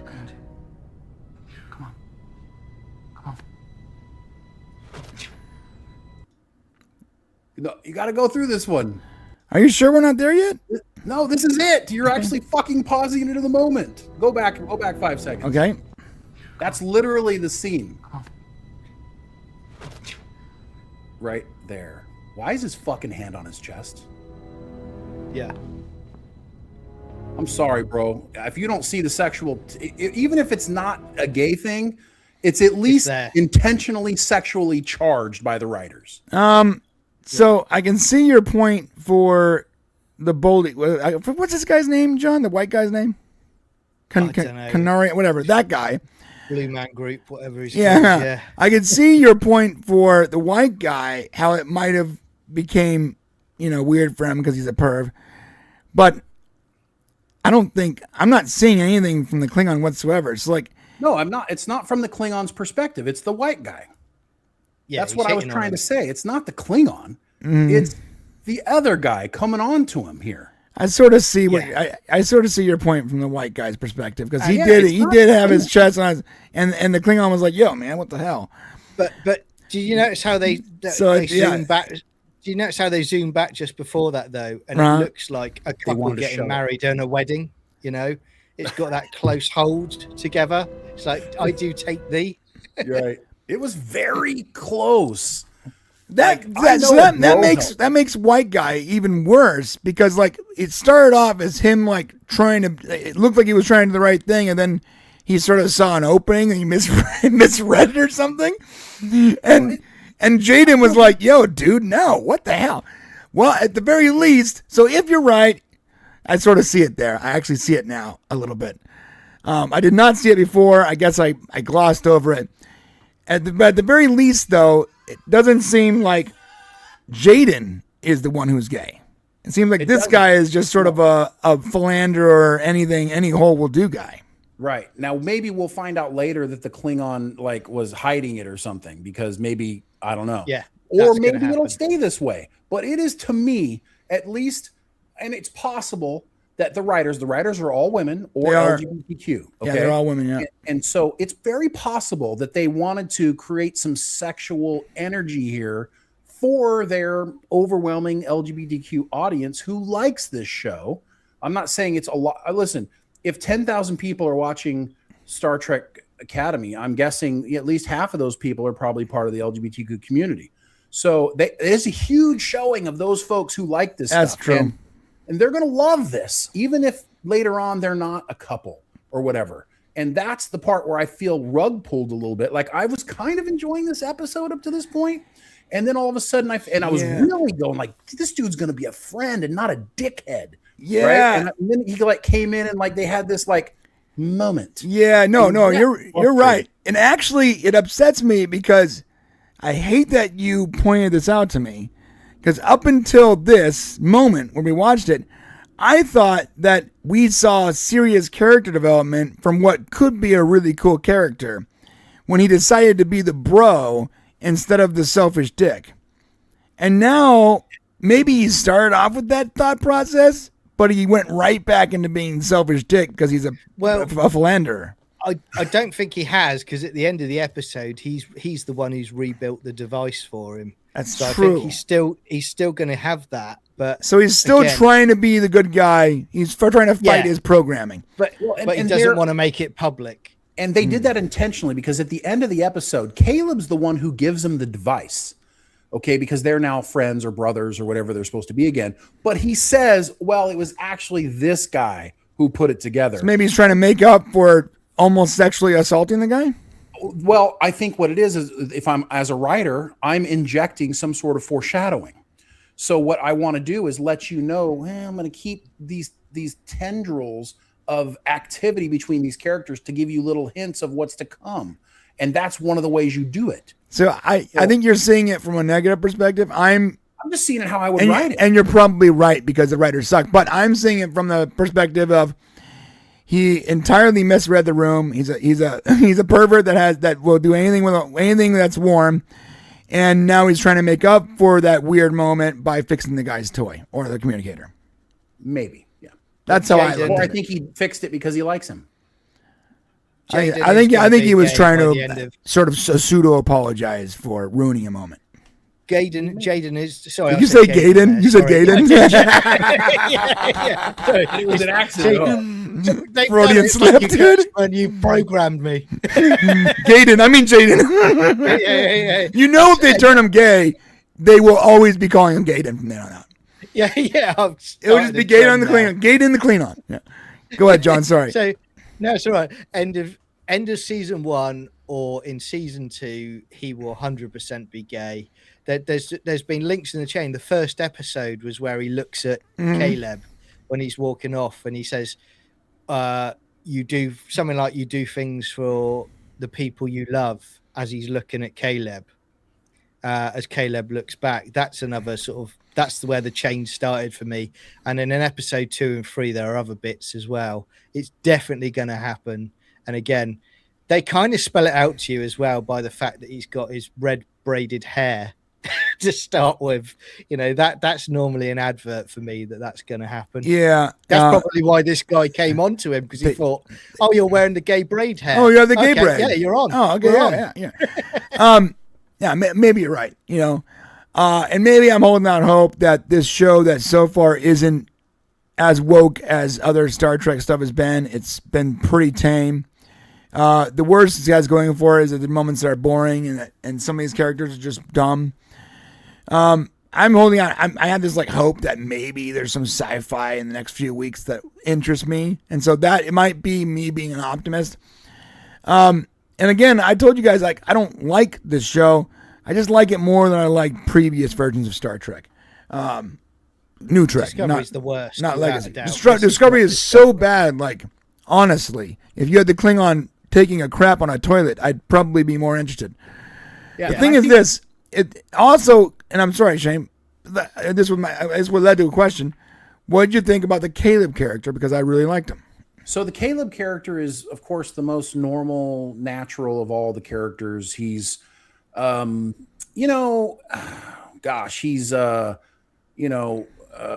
pick any of your young Starfleet potential characters from the past, and he's potentially one of those. Whether it's a Tom, whether it's a Wesley, whether it's a, he's just the potential upcoming Starfleet cadet, and there's nothing wrong with him. Like he's super intelligent. He can pretty much do everything. So he's maybe a little bit OP in that area, I would say. But and now he's the best debater. Like he's the best at everything, and it's like, okay, that's a little bit weird, but they're incorporating him into the stories in interesting ways. Like I love the way he was actually incorporated with his Klingon guy in this story. Like that was good. But the problem is everything else around him is so not great. Like explain to me how the Jem'Hadar Klingon thing is supposed to happen when Jem'Hadars can't reproduce, and tell me about how all of a sudden now Klingons have a triad relationship where two dads and a mom, which was never something. Poor mom. Tell me how Holly Hunter's character survived a romantic relationship with the Klingon guy in this episode, where they apparently were really sexual together. Super agile Atlanthanites. Yeah. So there's a whole lot of things that I could bitch and complain about. Now I will say that probably 50% of this is the show is targeted at an audience that I don't like. I don't like other TV shows that have young things going on, college age kids, I don't like those kind of shows. And if you infuse it into my Star Trek and you don't give me the Starfleet hope, the all the things that come with loving Star Trek, then you're going to leave me behind, and I feel like I've been left behind. I think that's fair, and I feel sort of the same way. I think that like you are a realist, and I'm sort of an optimist. I think that because that's usually my default, I'm like, this is not as bad as other stuff, and I like this Caleb character, and I like Robert Picardo. And the Sam character is interesting. And, this is a cool concept. And the ship isn't that bad. I do that thing where I'm like trying to look at all the things that I put in my pro column. And I try to blur my eyes when the con column is probably twice as long. I get that. I can't escape, no matter how much I try with this series, and I have on all of Kurtzman Trek. With the exception of Picard season 3, okay, I cannot watch it and think, I like this. I don't. And I try and switch off like you've done, Brian, try and watch it as a sci-fi show, not a Star Trek show. But constantly what pops in my head is great moments from Star Trek's past. Like Next Gen, Voyager, DS9, Enterprise, original series, the Trek movies. Something pops up. And for me, it's like, the one that in the last week that's been popping up a lot, and it's not even a massive fight or battle. It's the end of Star Trek 6, The Undiscovered Country, when Kirk is sat in his chair on the bridge of the Enterprise. And for me, that just, without even any dialogue playing, just a still image in my head, straight away I'm like, that's Star Trek. This isn't Star Trek to me. And, it takes a special... We were talking about Star Wars earlier. The same damage has been done to Star Trek. And again, it can be fixed. Yeah, we're not at the repulsion state yet. Fixed. But we're getting close. We're at warp 7 heading towards I'm repulsed. Right. Let's be clear. Right. I'm repulsed. And Strange New Worlds repulsed me. Strange New Worlds made me so upset with what they did with the dancing Klingons and shit. Yeah. It made me so upset that it literally made it hard for me to watch this. The only reason I put on Starfleet Academy was because my brother's like, hey, it's good. And I'm like, whoa. If he didn't say it was good. Why do you keep misquoting me? Your tweet said you were enjoying it. Yeah, I said it wasn't that bad. Well, no, what you said was I'm enjoying it. And so If you're enjoying, let's go back to my tweet. We got go to the board. I'll pull it up. Yeah, pull it up. Where's the link? Was it my account or Propcast? Probably easier. It's Brian. It's the Brian. I will also say that in 50 years' time, people will still be watching the original series, the Rick Berman era of Star Trek, and the Star Trek movies. People won't even be watching this, bar a small minority, in 2 years' time, let alone 1 year's time. Well, because and it's the just reason not good why, quality. John, that is you're right. You're 100% right. And the reason why is because what Gene Roddenberry created was so respected by I was going to say Burnham, by Rick Berman. Michael Burnham. Right. It was so respected by Rick Berman, who learned under him, that he refused to allow anything to be changed. He was such a hard ass for Roddenberry rules that he maintained the Roddenberry vision for so many years, which is why so many of us fell into it. Those fuckers and I am sorry, I know a lot of you guys like Deep Space Nine. I don't hate it. I liked it too, but I don't like it as much as I like the other Treks. They wanted to change Star Trek in Deep Space Nine, and they changed it as much as Berman would allow them to, as you guys have seen.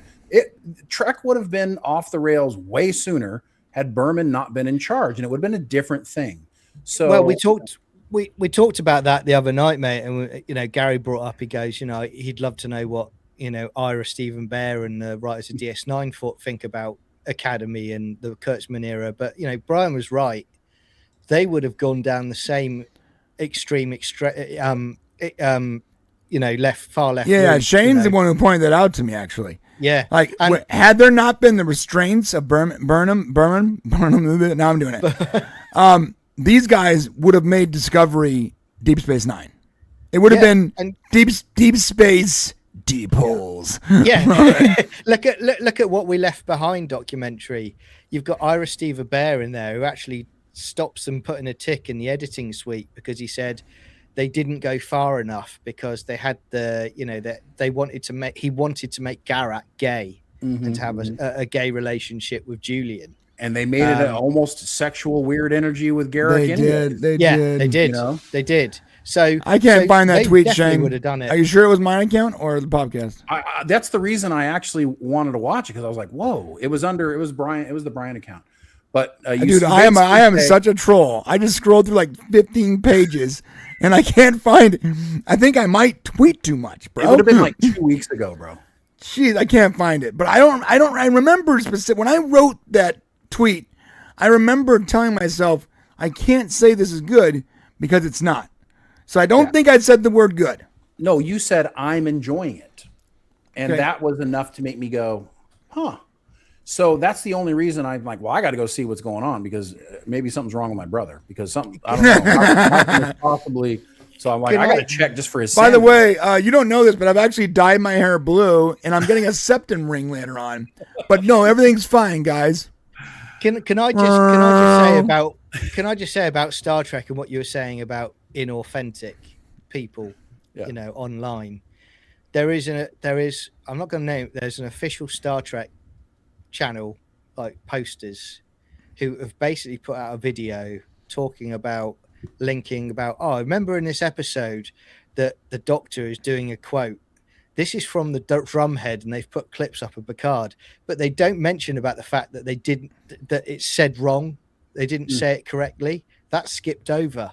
They just tell it, be honest about it, but they don't. Fair enough. Well, guys, that's it for Star Trek. Let us know what you guys think in the comments below or in the chat. Are you watching it? Did you completely write it off in Strange New Worlds? Are you never going back? Are you going to give it a shot? Let us know. Give us all your thoughts, dude. What do you think about Caleb? You like Holly Hunter? How's Paul Giamatti's character? What about the Sam, Robert Picardo? Please give us your thoughts. We like to respond to comments. The best thing, and I'm straight up, the best thing about Star Trek and nerd culture is the arguing. Sorry, I'll say it again. I like having debates about canonical things in the things I like. I've been doing it since I was in middle school, and I enjoy it as an adult. So at the very least, what our Starfleet Academy has given us is something to argue about. Fair enough. Yep, 100%. Okay, so we're going to be going to the members section here pretty soon. I do have a couple memes to show you while we're doing that. Guys, you have anything to say before I click that off? I'm gonna put the timer up, then we're gonna do some meme review. Okay, sounds good. You want? Yeah, great show. Thanks. While I'm putting the timer guys. up, you want to actually say something? How long does the timer last? It's gonna last. It's gonna last 5 minutes. Oh, okay. Oh, dude, promote this show tomorrow, Johnny. Yeah. So tomorrow we're carrying on with Stargate SG-1 season 4. We've got another 2 episodes tomorrow. At 12. Go to this channel right PST. here. Right, 12:30 p.m. PST. Yep. And then straight after that, we've got a Supernatural episode where we do a watch party as well. So great stuff. We have a laugh. We eat food, have a natter, and just geek out about Stargate and Supernatural. So come along and join us. Good sci-fi. Yeah, again, in 5 minutes, we are going to the member section. If you want to become a part of that, it gets even weirder in the member section. Hit the join button, bottom left, and come and join us. It is a good time, and it's literally how we support this show is with members like you. Now, we got a couple memes I did want to show you, give you a little taste of what we semi-talk about in the members section. This is one of my favorite videos of this week, Shane and John. Check this out. What the fuck is going on? Like, what is he doing? This liberal woman thinks she's getting ripped off at the pumps. I used to be able to get at least $80 to $90 of gas in my truck when Biden was in office. Now that Trump's in office, I can only get $57.54 in my tank. Like, what the fuck is going on? It's gotta be a joke, bro. It's got to be a joke. You would really believe that I need this to be a joke, right?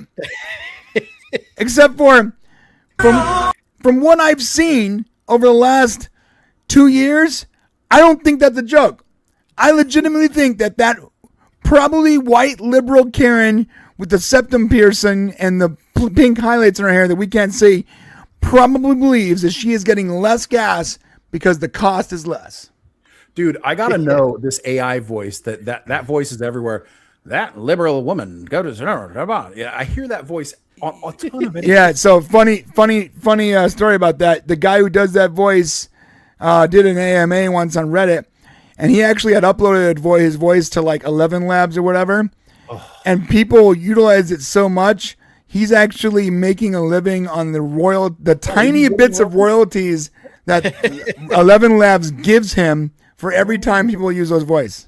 Thank God he's got a deal because he got lucky. Right now, they're just stealing people's voices. No, he got lucky. Most people will upload their voice. They'll make $100 for the voice training, and that's all they'll ever make the rest of their lives. This guy got lucky. Nice. Here's another meme. So, guys, as you know, Iran is fighting a revolutionary war right now. It's actually pretty gangster. And that's a war long past. They should have taken control over their country a long time ago. I'm rooting for them to kick out those Sharia law, weird anti-freedom, anti-women, anti-progress people. But in the meantime, this was my favorite video of last attractive Iranian chick. It's just like lighting a picture of their current leader on fire and smoking a cigarette. What they don't show you in this one is what's next when she throws it onto like a billboard and lights the entire billboard on fire. And she's sitting there smoking, and there's a billboard behind her just burning to death. Oh my God. Hey, real quickly, we got several super chats we got to get through before we run out of time. John Burns for $2. The states didn't want to be dominated by the feds. 100% true. The United States of America was founded with the federal government having almost no power. From John Burns, KS Tensian is certainly coming from this panel. I'll look up that one. I'm not sure what that one means. No KST harassment, no KST bullying. Do you guys know who KST is? Nope. No. Okay, I don't KS either. tension. We'll look that up. Maybe we'll take your dirty paws off me, you damn dirty animal. That's from Planet of the Apes. Good job, John. Yeah. Love that one. Shane talking about DS9, also known as Berman B5. So, and then loved Raising Arizona for Holly Hunter and John, Nicholas Cage, of course. Raising Arizona is a fantastic movie, and Holly Hunter was good in that. Shane, thank you so much for that, because I would have done meme review until the last few seconds, and I would have forgotten. John, this is why Shane and I are such good partners. I literally would have just kept going for the next minute and a half. Thank you, Shane. Gotta take care of our Checks and balances. We got about 30 seconds to end here. You guys, give me 10 seconds each. How do you guys feel? What's going on next week? Talk to me. Go ahead, John. Feeling good, thanks. Star Trek Academy is broken parts of me I never thought could be broken. But great show, guys. Come and join us in the members section. Be good fun. See you in there. Thank you guys for watching our clips that we've been putting out during the week. We'll do that again. We appreciate the support. Thank you for the money, the donations you've given to us today, and of course, always being there for us. Thank you. We love you. You guys are awesome. I'll see you in the members section. Here comes the